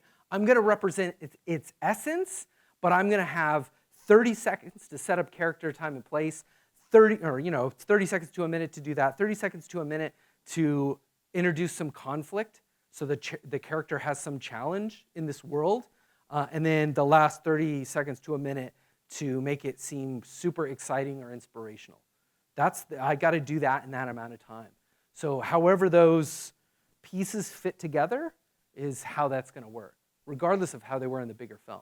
Now, a lot of times, the film will end with a super strong evocative moment that will correlate to the trailer. That happens, and sometimes characters will say something perfectly suited, especially at the beginning. Especially if you do a nonfiction documentary that's like TV style, where you have a cold open, what's sometimes called a cold, where you have like a little teaser of the whole movie maybe before, like all that stuff's usually all gold. But yeah, it's totally jumbled, right? And in fact, in the Mr. Rogers, the fiction one, if we remember, we see them sitting at that table like 3 times in the trailer. It's at the beginning when he's like, I don't know, and then at the end they're smiling at the table. That's the same scene. They just put those pieces in different places, right? Let's see where. Okay, so we're almost to another example. Don't worry. So here's the strategy. You're going to start with the sound and produce a radio cut. So you're not thinking of the picture element at all. You're thinking of storytelling with really succinct bites. It was 1968. We didn't think we could get out of the jungle. Little did we know, none of us would make it. Title card from a acclaimed filmmaker. Festival laurel. Quote from something, right? And then it begins. So start with the sound, and it will really help decontextualize those moments for you, right? And sometimes I'll use a bite where someone's talking about something very mundane, like, oh, I didn't know why it wouldn't work. They're talking about the refrigerator, but in the trailer, they're talking about like systemic racism in America. It's like, can we solve this thing? I don't know why it wouldn't work. Totally works. He's talking about a fridge though, so it's out of context, totally great. Let's see, time to the music. So usually the thing is, where in long form you've built the scene and then you're supporting it with music. You bring in the music later, right? Like, oh, we're gonna have the scene. It's the emotional scene that I described earlier. The mother, the daughter, they meet, and now we're gonna put in our music, and it's gonna help lift that scene up, And all of a sudden, like for the first time, you're like, ooh, this really works. It's good. You feel that music. In a trailer, you kind of almost want to start with the music. Like, here's how the music's gonna push this forward. It's gonna start soft. It's gonna go here. So a lot of times you'll actually put the music in and figure out, okay, there's the minute worth of the middle. Here's the minute of the end. Here's the minute of the beginning. And you'll be shocked the moment you start putting sound bites in there. Like, oh my God, none of this is gonna fit. Yeah, it's gotta be even shorter than you think it has to be. Even me, I do this. I'm like, oh, it's great, I have a great cut. And then I go, oh, I gotta lose half of this. Half of this information's gotta get out of here. And then structure with stuff you already know, right? We know the formula. So you know that it's like we have our 3 acts. You know that there's going to be some cards at the beginning. There's going to be some cards at the end. You can start placing all that stuff to sort of get a picture of, exactly what the section or hole that you need to fill is, because that will make it radically apparent how much shorter you need to cut your sound bites. I'm going to tell you already, it's going to be months from now. You're going to be doing this process, and you'll be like, oh yeah, he was right. First time I put in a sound bite, it's like 3 times too long. Like, I'm going to cut out every breath, every word. I'm going to make him say it shorter, faster, whatever. Okay, so I'm just totally standing in the wrong place. Oh, wait, I thought I had one more. I guess not. I guess we're going to watch a sample now. All right, so here's a sample from something else. And we should see all those things at play again, right? So it's going to be rinse and repeat, rinse and repeat. So now you should be like, oh, yeah, okay, title card, accolade card, you know, music change, introduction to character, all that should be apparent here. I think this is a good example of this. All right, let's try it. Again, I'm standing here. If we don't know where we started, we have no conception of where we are or how we got here. She is a national treasure, a walking history book. History is what happens to us every day, that we're all making history. Betty's a rock star in the Park Service. Everybody will elbow their way through the crowd to get to say hi to Betty. Thank you, Betty, for your extraordinary service. I'm not really a historian. I'm sharing my oral history. She's sort of like Betty Davis, Angela Davis, and Yoda all wrote into one. She is the country's oldest full-time Park Service ranger, and she works in Richmond at the Rosie the Riveter World War II Homefront National Historical Park. I didn't know about Rosie the Riveter's memorial because it had not freed anyone that I knew. All the memorials, all the museums in the country are really about wars and the military. How do you look at the awkward parts of the story? It's not a pretty picture. The history as I had lived it was nowhere in sight, not 1 minute of it. She's able to talk about these incredibly difficult topics. I was 27 years old, married, and a mother by the time my slave ancestor died. And so now she has a platform and a willing co-conspirator in the National Park Service.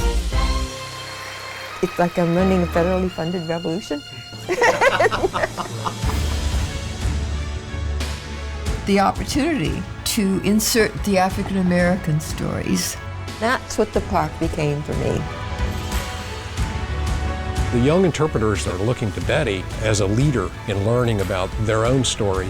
Because what gets remembered is determined by who's in the room doing the remembering. So many people have lived my history, and so many people have lived your history. And the nation is bereft without those. It took her the better part of her life to really find her own voice. I have a deep sense of being in my last decade, that if I don't get it right, I don't have time to do it over. This is a slice of history that to not learn it is really not to know America.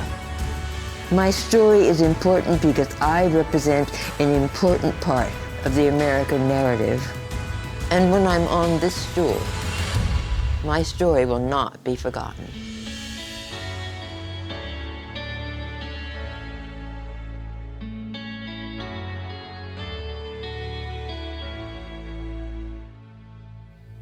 Wow, the Berkeley Film Foundation really supports some great work. Yay! So did you see the mechanics at work there?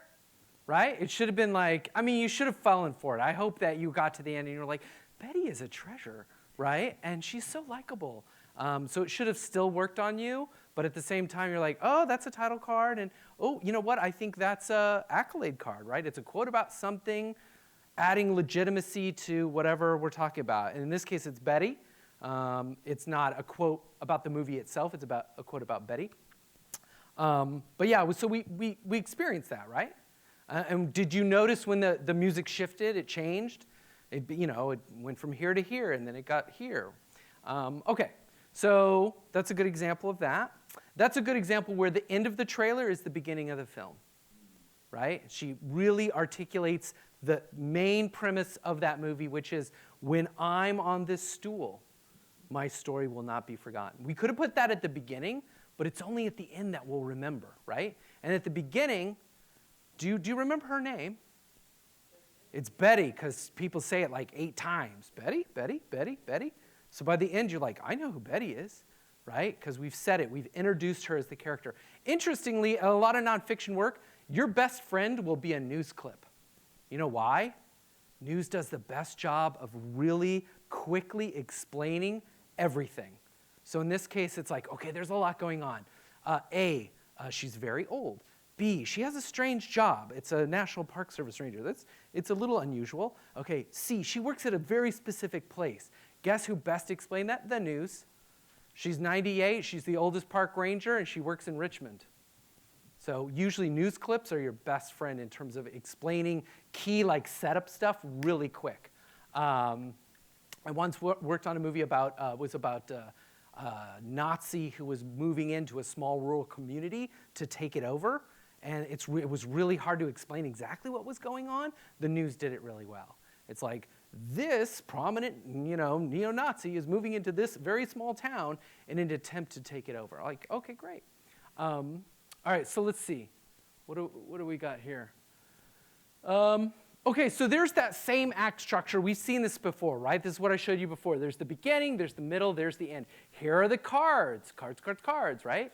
In fact, this is for Betty's, right? Now that I'm remembering. So there's the 2 production cards, the filmmaker's card, and then the Rosie the Riveter's card.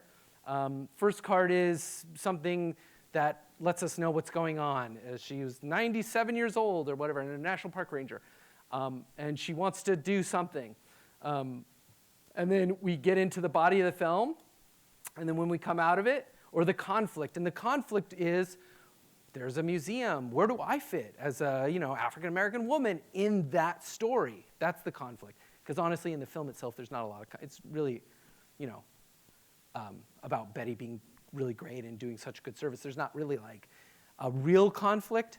So that's sort of the conflict. Like, oh, how do I fit into this equation? And then the back half is like, oh, she's changing the world, man. How are we ever going to make it without Betty? Right? Okay, so there's that. This is where you would start. So that's the finished timeline. And honestly, and I'm sure you've experienced this, the finished timeline is always deceiving. It's like, that's a lot of decision making that happened there. There's a lot of cuts. It looks all clean and cleaned up right now, but it's like, there's a lot of decision making that had to go into making that, right? Okay, this is what, I'm standing in the wrong place. I'm going to play it one more time. If we don't know where and we it's started, lower now, so I'm going to have start. Studio no card, right? Of where we provocative, are, first statement. We don't know where we came from. She is a national treasure, a walking history I'm feeling book. like she's a park ranger or something, right? Do you feel that? We've seen History park ranger is what logos. happens to us every day, that we're all making history. We introduced this idea of history.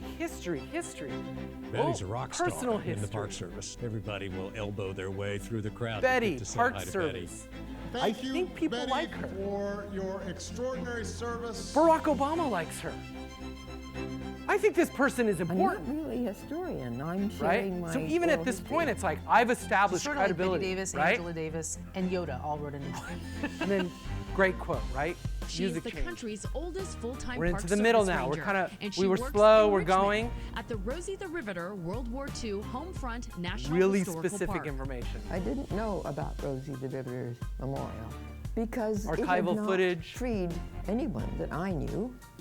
All That's the the introduction of the memorials, all the conflict. museums in the country are You know, really who cares about about Rosie the wars Riveter? and the military. That's not How me. do you look at the awkward parts of the story? It's not a pretty picture. Again, conflict. The history It's as not I had pretty. lived it was How nowhere would we in wrestle sight. with this? Not 1 minute of it. I didn't see She's myself. able to talk about these incredibly difficult topics. I was 27 years old, married, and a mother. This is just supportive by the time evidence. my Oh, I son have was this second. trouble. Here's an And so example. now she has a of platform and a willing co-conspirator in the National Park Service. it. Music's changing. Like I'm running a federally funded revolution. I'm gonna go somewhere else. Good, nice ending bite there. I feel like I'm really good revolution. Boom, change. Title The card. opportunity Symbol to swell. That one's for insert you. the African American stories. That's what the park became for me. Oh, what's the transformative thing Young that's happening? interpreters are looking to Betty I as a found my leader place learning in this about their story. own story. Because what gets remembered is determined by who's in the room doing Probably it. the best bite in the whole thing, right? It's So like, many oh, people have she's lived part of my history. history, She's making and history. so many people have lived your history. History. And the nation is bereft without those. This is the Took her transformative, the better part of her inspirational life to message really of the find movie, her right? own voice. I have a deep sense of being in my last decade. That if I don't get it right, She's worried time's I don't running have out. time to do it over. She's literally This is touching a slice of child. history She's touching that to not the learn younger it is generation. really not That to was know that's a America. throwaway shot in the movie. My story is That's a important field because trip I she's on. represent It's an important inconsequential part of the in the grand American thing. In this narrative. moment, it's like she's And when touching I'm the on younger this story, generation. Literally, my story will not be forgotten. music stops. Quiet. My story will not be forgotten. Music comes back up to finish, right? All those things, that's all mechanics, all mechanics. So let's see. Yeah, okay, does that help illuminate it a little bit, right? Yay. Okay. Is it a short film? How long is the final film? Final film is, it's an hour. It's what would be considered a television feature. So a lot of feature-length television nonfiction is like a 56, 58-minute runtime. Yep. I just want to say, I just saw the film, and this trailer is a fabulous synthesis. I mean, it would make me want to see the film, but I just saw the film. And if anybody's interested, I think it's at the Mill Valley Film Festival this coming week. That's right. So really worth seeing. Well, hopefully the trailer was so good it made you want to see it again. So we're going to hold your question 1 second. We're going to do the library movie again with this, and I'm going to talk over it like we just did. Here we go. Studio That cards. moment when you Studio pick cards. your first book. Credibility. I'm establishing You credibility. mean I can take it home? Music change. It becomes exciting. Coming to PBS. A date card with credibility. Ooh, PBS. We all know that. Oscar. As they think of a library, they think quiet. You know, it's supposed kind to of be like, quiet in the you know, it's like we're trying to Well, gain they come credibility. here, it's not quiet. We're talking about libraries. It's not quiet. My philosophy Yay. is that I'm throwing a party every day, and everybody is invited to the party. This is not the old maid stereotype. Yeah, if you have a movie about libraries, you don't want it to start Public dull. libraries reflect Everyone's going to what's be like, going oh, that's on. boring. She's like the head of the all library public something. She's institutions like in a America, bigwig, we're right? the Really most important trusted figure. place. The United States Somebody built up knows. a great There we go. network of public libraries. They were designed. So again, by men, now we're into the and they middle. were Like built we're by men, explaining stuff. Oh, but there's it was the libraries, women and this that is, gave you know. these buildings meaning. And there's something spectacularly American that this information was available to everybody.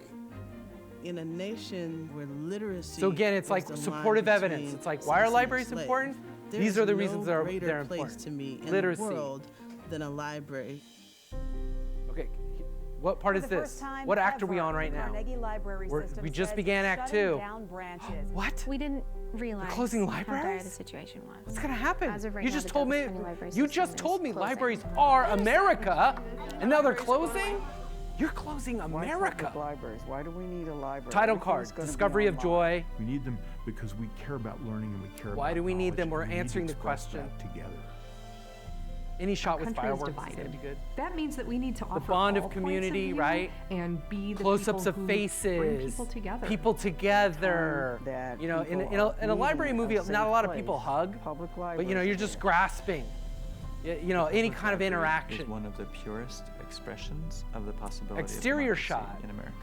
You see More in many exterior kinds of shots. Libraries. It's on the threshold or on the frieze. Connect of the title of the free film. for all. Public He research, just said how it. amazing is That that? should Right connect. at your Free for all. fingertips, right in Oh, your that's what it says over neighborhood. libraries. This is the library And movie. free. And then that's all considered a button, right? We've seen the title card, and then some short, nice little moment happens right after the title card, right? Usually in a comedy, it's like one last joke, right? It's like movie title, and then, duh, oh, joke is funny, boom, end of movie, right? We are the button, the last little bit. So in that case, it's her, the fitness instructor, who's like, oh, says the perfect little wrap up right after our title card that leads us into our billing block or the end cards, right? The credits. Okay, so, all right, so hopefully that's all clear. Yeah, so that's where we left off, and we should see now. So there's that structure again. Ready? Here's where you start, like that. Before all the decisions are made, right? Here are known values. There's going to be an intro. It's going to start soft. There will be some title cards. There will be a transitional moment where we start Act 2. And so you can start building this. This is almost built. Look, I've got, okay, this bite is going to end the conflict section. This one is, I think, at the beginning. This is the beginning of the whole trailer. Usually, I start with the beginning and the end, like what's going to end us, what's going to start us. And in the middle, I'll figure it out. You know, this is the strongest beginning. This is the strongest end. And you can start placing those things now. And now you know, okay, look, right there, that's how long you have for character development and scene setting, where we are, who's in it, what is this generally about, right? Right? And that seems totally, I could do that. You just fill that thing in now, right? It's not so hard. Okay. Now we're just going to, transition into the end really quick. So we're kind of at the end of our journey together today. Hopefully, there's been some, some sort of, revelation moments, or just, some broader understanding of like, okay, this is what it takes to really bring that hour-and-a-half thing down to 2.5 minutes. And I would be remiss, I think I'd feel bad if we didn't at least have like kind of one Hollywoody movie in here, because I very purposely picked movies that I thought were in the scope of, this audience and our conversation and nonfiction filmmaking in particular. So we're just going to end with just a bit of fun. And so here, let's just watch this real quick. But here's my point. Even though this is like the highest level, like this is a multi-million-dollar movie, it's got all the best effects, it's got action and explosions and all the stuff that everyone's movie wishes it had. The formula's still the same. You should still see the formula at work, right? You should be like, oh, they're putting, those are date cards. They're putting prestige cards. They're ending like this. They just changed the music, right? All those things are still at play. So let's just watch them real quick. So, Skrulls are the bad guys.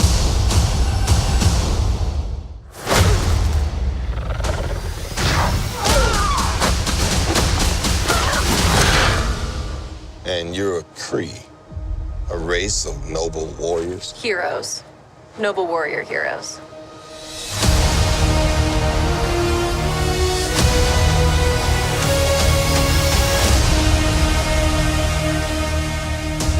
Your life began the day it nearly ended. We found you with no memory. We made you one of us, so you could live longer, stronger, superior. You were reborn. I keep having these memories. Something in my past is the key to all of this. You know how to fly this thing? We'll see. That's a yes or no question. Yes.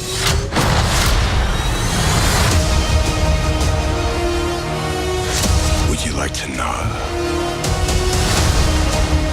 what you really are? I think I had a life here. What aren't you telling me? You've come a long way, but you're not as strong as you think. This war is just the beginning. I'm not gonna fight your war. I'm gonna end it.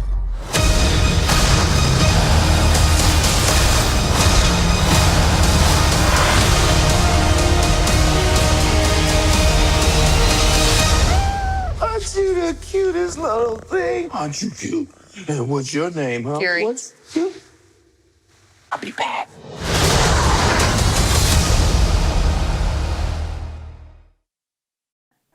All right, and so finally, you know enough now to understand this joke. Are you ready?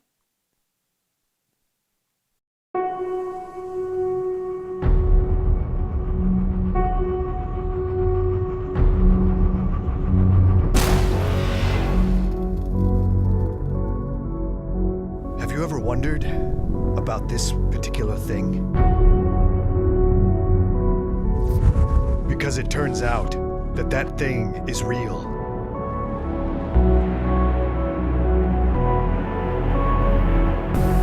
Spin me right round, baby, right round, like a record, baby, right round.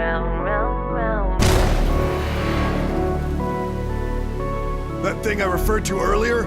Well, it's happening, and it will destroy us all. You spin me right round, Someone has to stop this thing. like a record, baby, right round, round, round. And that someone is you.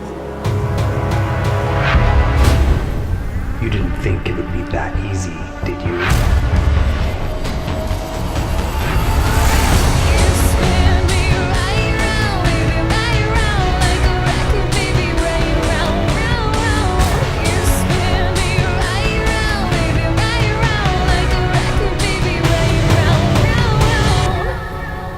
I don't think I'm the one. I'm not the person who can stop this thing. You are that person. Now take my hand!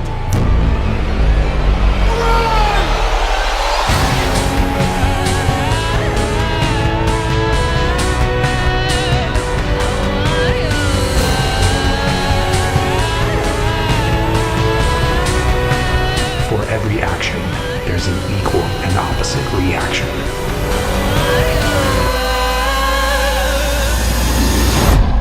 I am the reaction.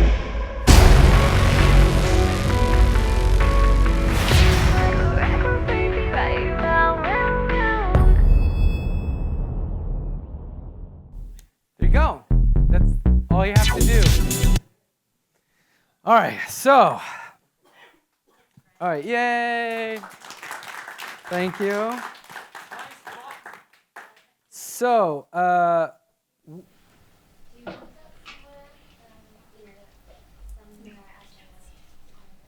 the last thing? Oh, it's just on, I stole it from the internet. Look up like trailer spoof, video, and you'll find it. Yeah, it's hilarious, right? But now you're like, oh, that's the formula.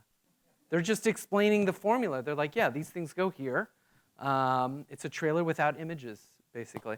Okay, so we have a little time for the Q&A now, because we are here till 4, right? So 25 minutes. We'll see. Go. So I'm asking the question that everybody wants to ask. How we apply this to the documentary for fundraising for things like sample. So what's the difference in your opinion? The sample, what we should put in the sample that we can't find in this trailer?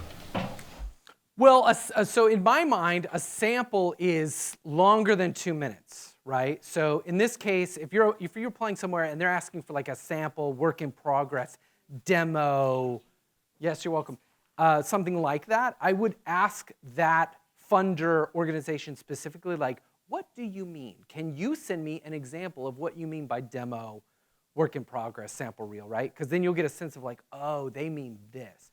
So how are these techniques applicable to that? Well, one, about condensing information, right? And focusing the message. So unless it's an excerpt or a sample where they're like, look, pick 3 scenes, put those scenes together and send it to us, right? And we'll understand that these are not the whole movie, but we just want to see a sampling of the movie. That's different. But if they're like, well, give us something that gives us the look and feel and makes us understand the movie but still doesn't bore us, right? So they're like, oh, we want it to be short and peppy. A sizzle, someone might say. Can you make it sizzle? A lot of these techniques would come into play. Reordering the bites, reconstructing parts of the overall movie to make it just like, oh, the movie in 4 minutes now, 3 minutes, 2 minutes. That's how I would explain it. But it's different than a work in progress. Like if a funder or organization or something is asking for a work in progress, that's a very specific other thing. How is this other thing work in progress? How is that the other thing? It's just a different format. What kind of format? Well, it would be like 10 minutes maybe. Like a work in progress might be 10 minutes, 12 minutes. It just really depends on the organization, right? And in that case, it could be like, well, I'm going to take my first scene or I'll take a section of the movie that really plays well together. Like we get a sense for the characters and it's emotional. Or I might take the beginning, open of our character and some crucial scene that happens later and put those together. But we're still talking about like long form. They told me that limited in a way that they understand if they don't pay you, something won't be done in the world. Like cut it, like in a way that in a place that they say, oh, we should pay money to this. Yeah. So here's and the answer is you make it so that it's engaging and short enough where if libraries around America close, America closes. You know what I mean? Like, I think that's, if you were describing, hey, if you came to me and said, hey, I'm trying to go get grant money from this place, and they said, hey, make me understand the impact that this thing is going to have, I'd be like, oh, let's make something really short that makes it seem like the world will end if this doesn't happen. Also, the lack of money should be like, you don't have money to tell the story. You only have this, so pay us. So. Well, there are other strategies you can use if you don't have a lot of available material. You're at the beginning of the process. You can look for stock material. Like someone had a flamenco film. You're not the flamenco film person, are you? Oh, you're like a flamenco film. It's like, okay, you're in the process. You could find stock footage of dancing or something to make it, more visually appealing, to get different shots or whatever. In between, making the film and finishing the film. I used to work for a company called Fremantle Media, and I used to do sizzles, straight up sizzles, what we would understand as a sizzle, which would be like, here's a concept that there's no available footage for. So Fremantle Media makes reality television. Their claim to fame is American Idol. So they just are pitching shows all the time. So they're like, hey, create a 2-minute something about an idea that we have that doesn't exist yet. So you just go source a bunch of material from somewhere else. It's it's the real world, but Jacques Cousteau on a boat. All right, go figure that out. And you're like, okay, so we need people fighting and some water. Probably put a dolphin in there, so you can go steal stuff, or like appropriate other images. That might be a way to work it as well. Hold on, so many questions. Let's see. Let's go to the people who asked first, who I said, you need to save your question. Was that you? Go. Unfortunately, because of the parking situation in Berkeley, I missed part of it. So maybe you revealed those secrets already. Oh, no. But basically, I was asking you, and I think you answered partially, when do you get started? Where do you get started? And you said either the final product, the finished film, right? Or else 60% done. Okay, so let's take the example 60 or 70% done. Sure. Would you have access to original footage? Or would you work only from the 60%? Great question.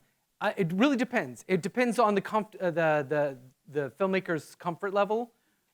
If it's me, I'd say, just give me a clone of all your dailies and your working project file. Basically, just give me your entire movie, a copy of it, and I'll go and do what I do. That's what I'd say. If they weren't comfortable with that for whatever reason, I might say, okay, well, then you need to make me an output of the assembly that you have, all your B-roll shots. It'd be much harder on the filmmaker to provide me enough material to get the similar results, right? So that way, like with, I forget, one of these examples, I had the whole thing and I was missing something, and I actually kind of like started digging into their dailies to see if I couldn't find this thing, and I did. I was like, oh, it's in here. But because they're not complete, usually the finished film has all the best of the best in it, right? And it's at some point it's in a completed form. So until then, it could be either that you share the entire thing, or you share parts of it, or something like that. And then my second and last question would be: would you mind if I do a trailer of your lecture and send it to you? Go crazy, yeah. We're very lively. Sure, yeah. Just make sure it starts with a studio card, and then have those cards come in. Make sure it changes music. I'll let you pick the music. Okay, good. We'll go this way. So let's just start there. You were just mentioning in terms of deliverables. So if a director was working with you, how do they generally provide film to you? Do they split out audio with like dialogue, ambient, soundtrack? Yeah, in the final incarnation, you mean? Yeah, if it's a finished film, yeah, I would get a master output that would have dialogue effects, music, anything else split out, and would all be separate. so that I could do whatever I needed to do with it. The bonus of working out of someone's live project is that, like in the finished film, you know, someone's on screen saying something maybe for only part of, and I really wanted to actually show them for the other, and I'm kind of stuck with what I got. But yeah, for the most part, I work off completed films, you know, because usually that's the real need for a trailer comes when, oh, it's done and we got to go sell it to the world. Now we really need a trailer, and distributors are, you know, paying for that, right?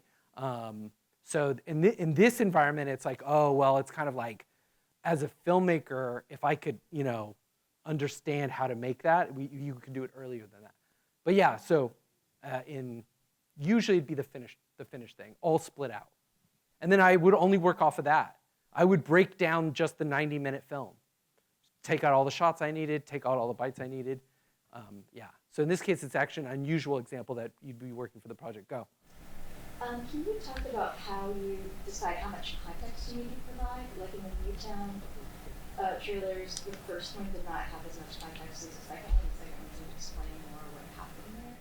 So the question is how much context to add? Yeah, like how much do you need to say? You know, yeah, it's a great question. I always assume that people are coming to it cold. You know, like I'm actually professionally known for being kind of an idiot.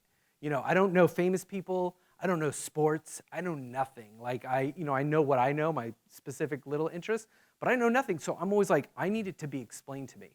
I don't know where this is. I might not have heard of this. I don't remember the details. It was a long time ago, whatever. Let's just reiterate everything over again. Better safe than sorry. The audience, anything I make, I'll make an admission, anything I ever make, you know who the audience is? It's my own mother. I think of my mother. I was like, will my mother understand the flow of information, and will she get it? And not, you know, an insider filmmaker, not a documentarian, not someone who knew that part of history. No, will my mom get it? And so I have a tendency to want to be very clear about like setting stuff up and getting context, enough context to understand. But that's me. That's always my approach. Is like I want to be really clear. So I'd rather err on the side of clarity. Let's go in the back. I'm sorry, right? You're next. Go. For studio logos, if you don't have a famous company or anything, do you still put something up there? Yeah, well, so great question, right? So you're like, well, here's the problem. I'm making a film. I don't have Denzel Washington. I don't have Captain Marvel. I'm realizing Sam Jackson is in this presentation twice now.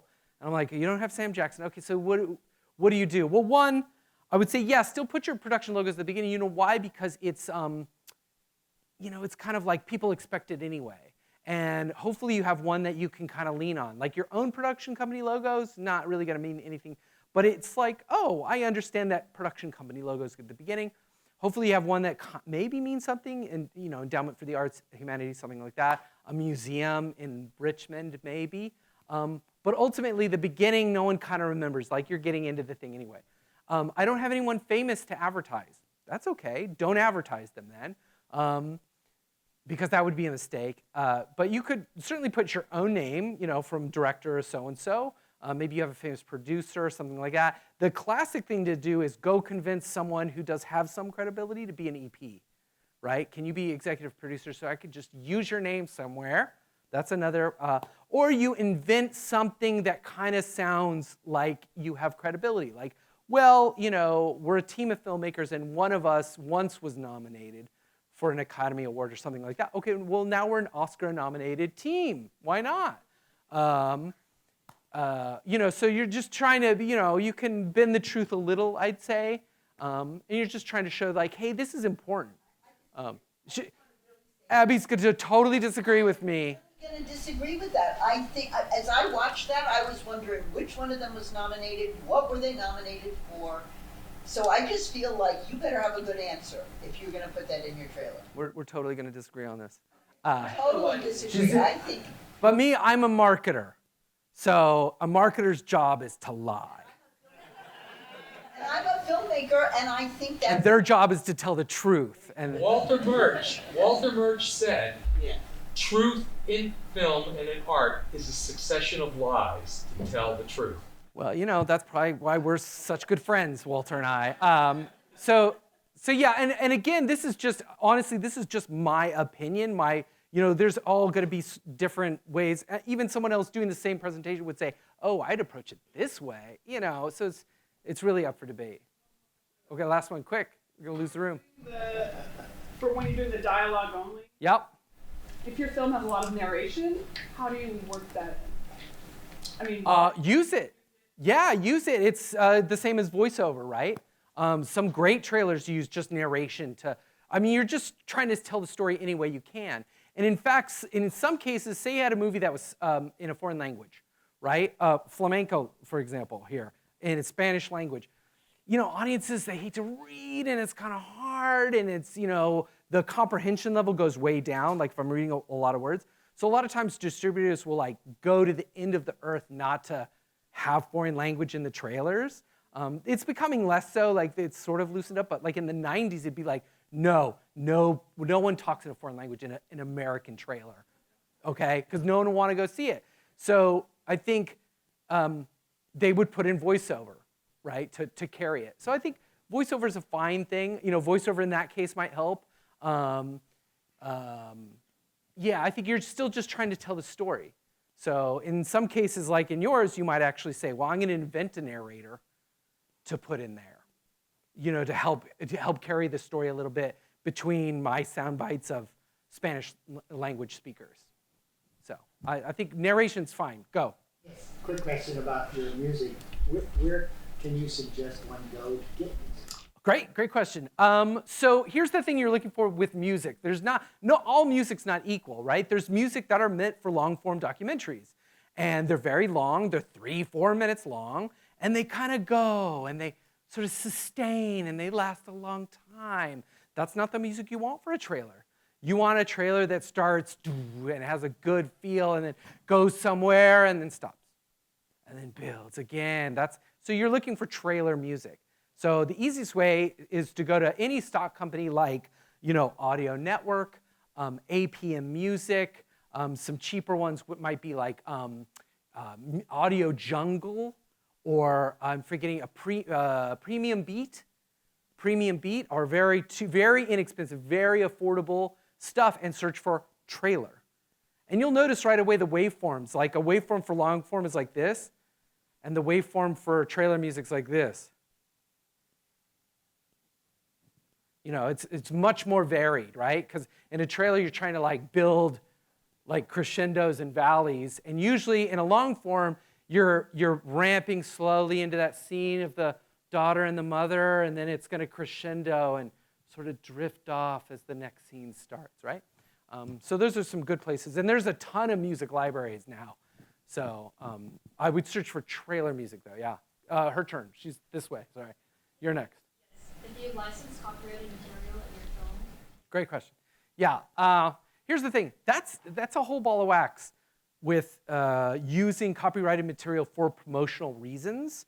So I think it's fine if you've bought stock and they've said you can use it.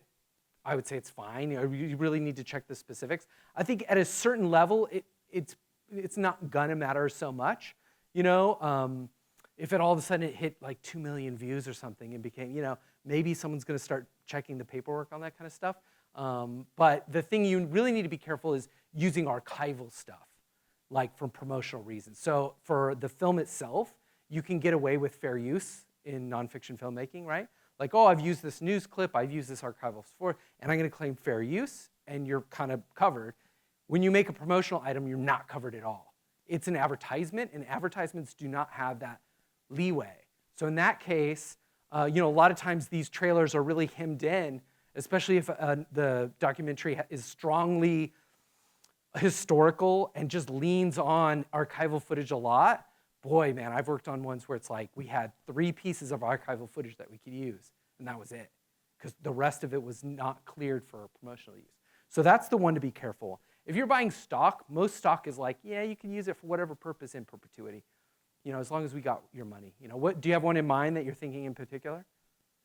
Okay, yeah. I would just make sure you read the fine print. But most things you buy is a package, say from Video Hive or, what are you thinking of whatever. Yeah, just stock. If stock in general, you're going to be fine. Yeah, because you're paying. Most of those packages are like full use in perpetuity. It's the other stuff you got to watch out for. Let's go that way. Sorry. What do you do if somebody is famous in another country? Oh, that's an interesting question. So in your film, one of those people is. All of my films. Well, here's the thing. In that case, that would go to that one of those questions of like, well, who's the audience? Is it an American? Is it me? I'm not going to know who that is. But if it's like, no, my audience is for that country. What about famous in, for such and such, you just read the name off? Well, I might say something like, here's the thing. If you said, hey, this guy's like the whatever Beethoven of flamenco, I'd say, all right, well, let's just put a card up that says legendary flamenco whomever name. And we'll say, I guess that person is famous, right? I mean, because I don't know. I mean, it's interesting because I do have this thing about famous people in the movies too. Like I never title anyone because it's usually like either you're famous enough for me to know who you are or you're not. And if you're not, it's okay because I'm going to assume you're an authority. Like all those people talking in the movies, we assume like they know what they're talking about because they're they're in a movie, for goodness sake. But we don't need to have their actual name up. So in that case, I think either one would be fine. Either name them or cut two different versions, one that has him, I don't know. But I think that I would call him legendary something, whatever his name is, and have that a card or something. Yeah, go. How about putting in some clips which aren't in the movie? Like when a woman says, I'm going to cry. That's not going to be in the film. I mean, sorry, it's on the cutting room floor, but there's things where watching your presentation, you realize it's much more wider with the opportunity than just the construction of your film. I mean, this woman saying, I'm about to cry, would work perfectly in a trailer. Okay, yeah. So what is the rule with that? If the sexy little bite is not in the final film. Oh, I see. I see what you're saying. Is like, so you have a really great something, B-roll bite or whatever, that it's not going to make it into the movie, but it'd be great for the trailer. If you're asking me, I'd say, oh, don't use it. I mean, it depends what it is. I might cheat. Again, I'll bend the truth a little. Yeah, sometimes, early advanced trailers will have stuff that's not in the final, so it's fine. It's not like it's unlawful. I don't even think it's immoral. Might be unethical a little, but I would probably be okay. Yourself is in the movie. It's just I would probably say it's fine. It's fine. It'd be one of those things. It just depend on the degree. If like you were like, oh well, I happen to record, say, the president at this thing, and I'm not going to put it in the movie because I know I can't, but I'm going to put it in the trailer because I think it'll be good. And then I'd be like, I don't think so. But if it's the same, I wouldn't have any problem with that. Well, let's go this way. Any others over there? Okay, now we go. I have a similar question with news clips. If you don't have that news clip in the film, you don't put it in the trailer, right? Even if it explains it perfectly. That's a great question. So I would say either would be fine. If there was a news clip that really worked, that's in the feature, but it's different than the trailer, I might go and say, hey, I want permission to use that in the trailer specifically. Because again, it's like, I think that the real ethical thing you're really keeping in mind is it of the spirit of the movie? So that's like, okay, well, this one explains it better, shorter, so I want to use that one. That's fine. And in fact, in the Betty trailer, that news clip is not in the final. It's an alternate one that just said it better, I thought. So it's actually a good example where I'm like, I'm perfectly comfortable using it like that. And plus, no one's ever gonna notice, right? So it's fine. We'll go back this way. We only got 2 more minutes. Go. How much does a trailer editor cost? It really depends. I mean, it really does. It could be as much as, it depends how much you're gonna do on the ground before you involve someone else. So if you want someone to take it like from beginning to end, it can get expensive.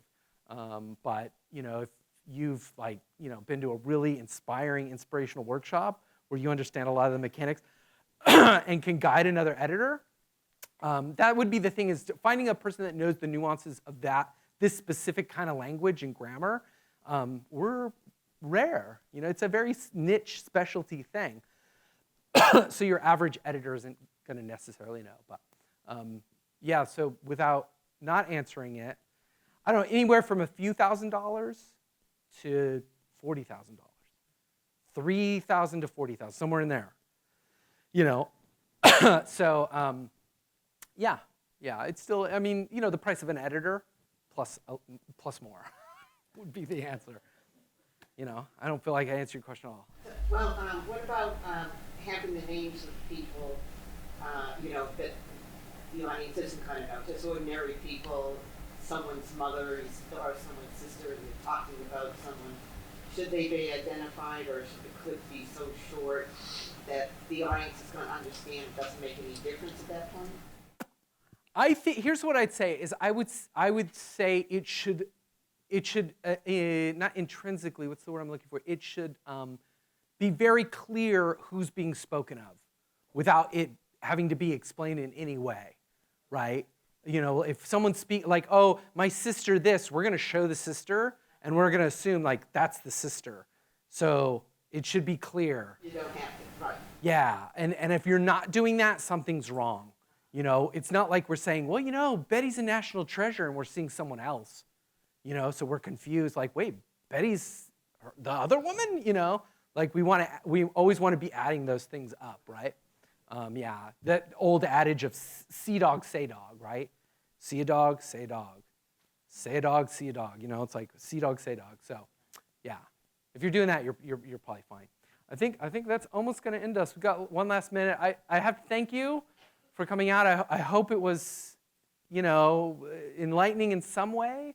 And I really do. I mean, my whole purpose of being here is to really encourage, especially non-fiction filmmakers, who I have a special sweet spot for, to really, you know, sort of, you know, get more effective marketing materials to, you know, help their cause and, you know, finish their films. And so I was thinking, thank you.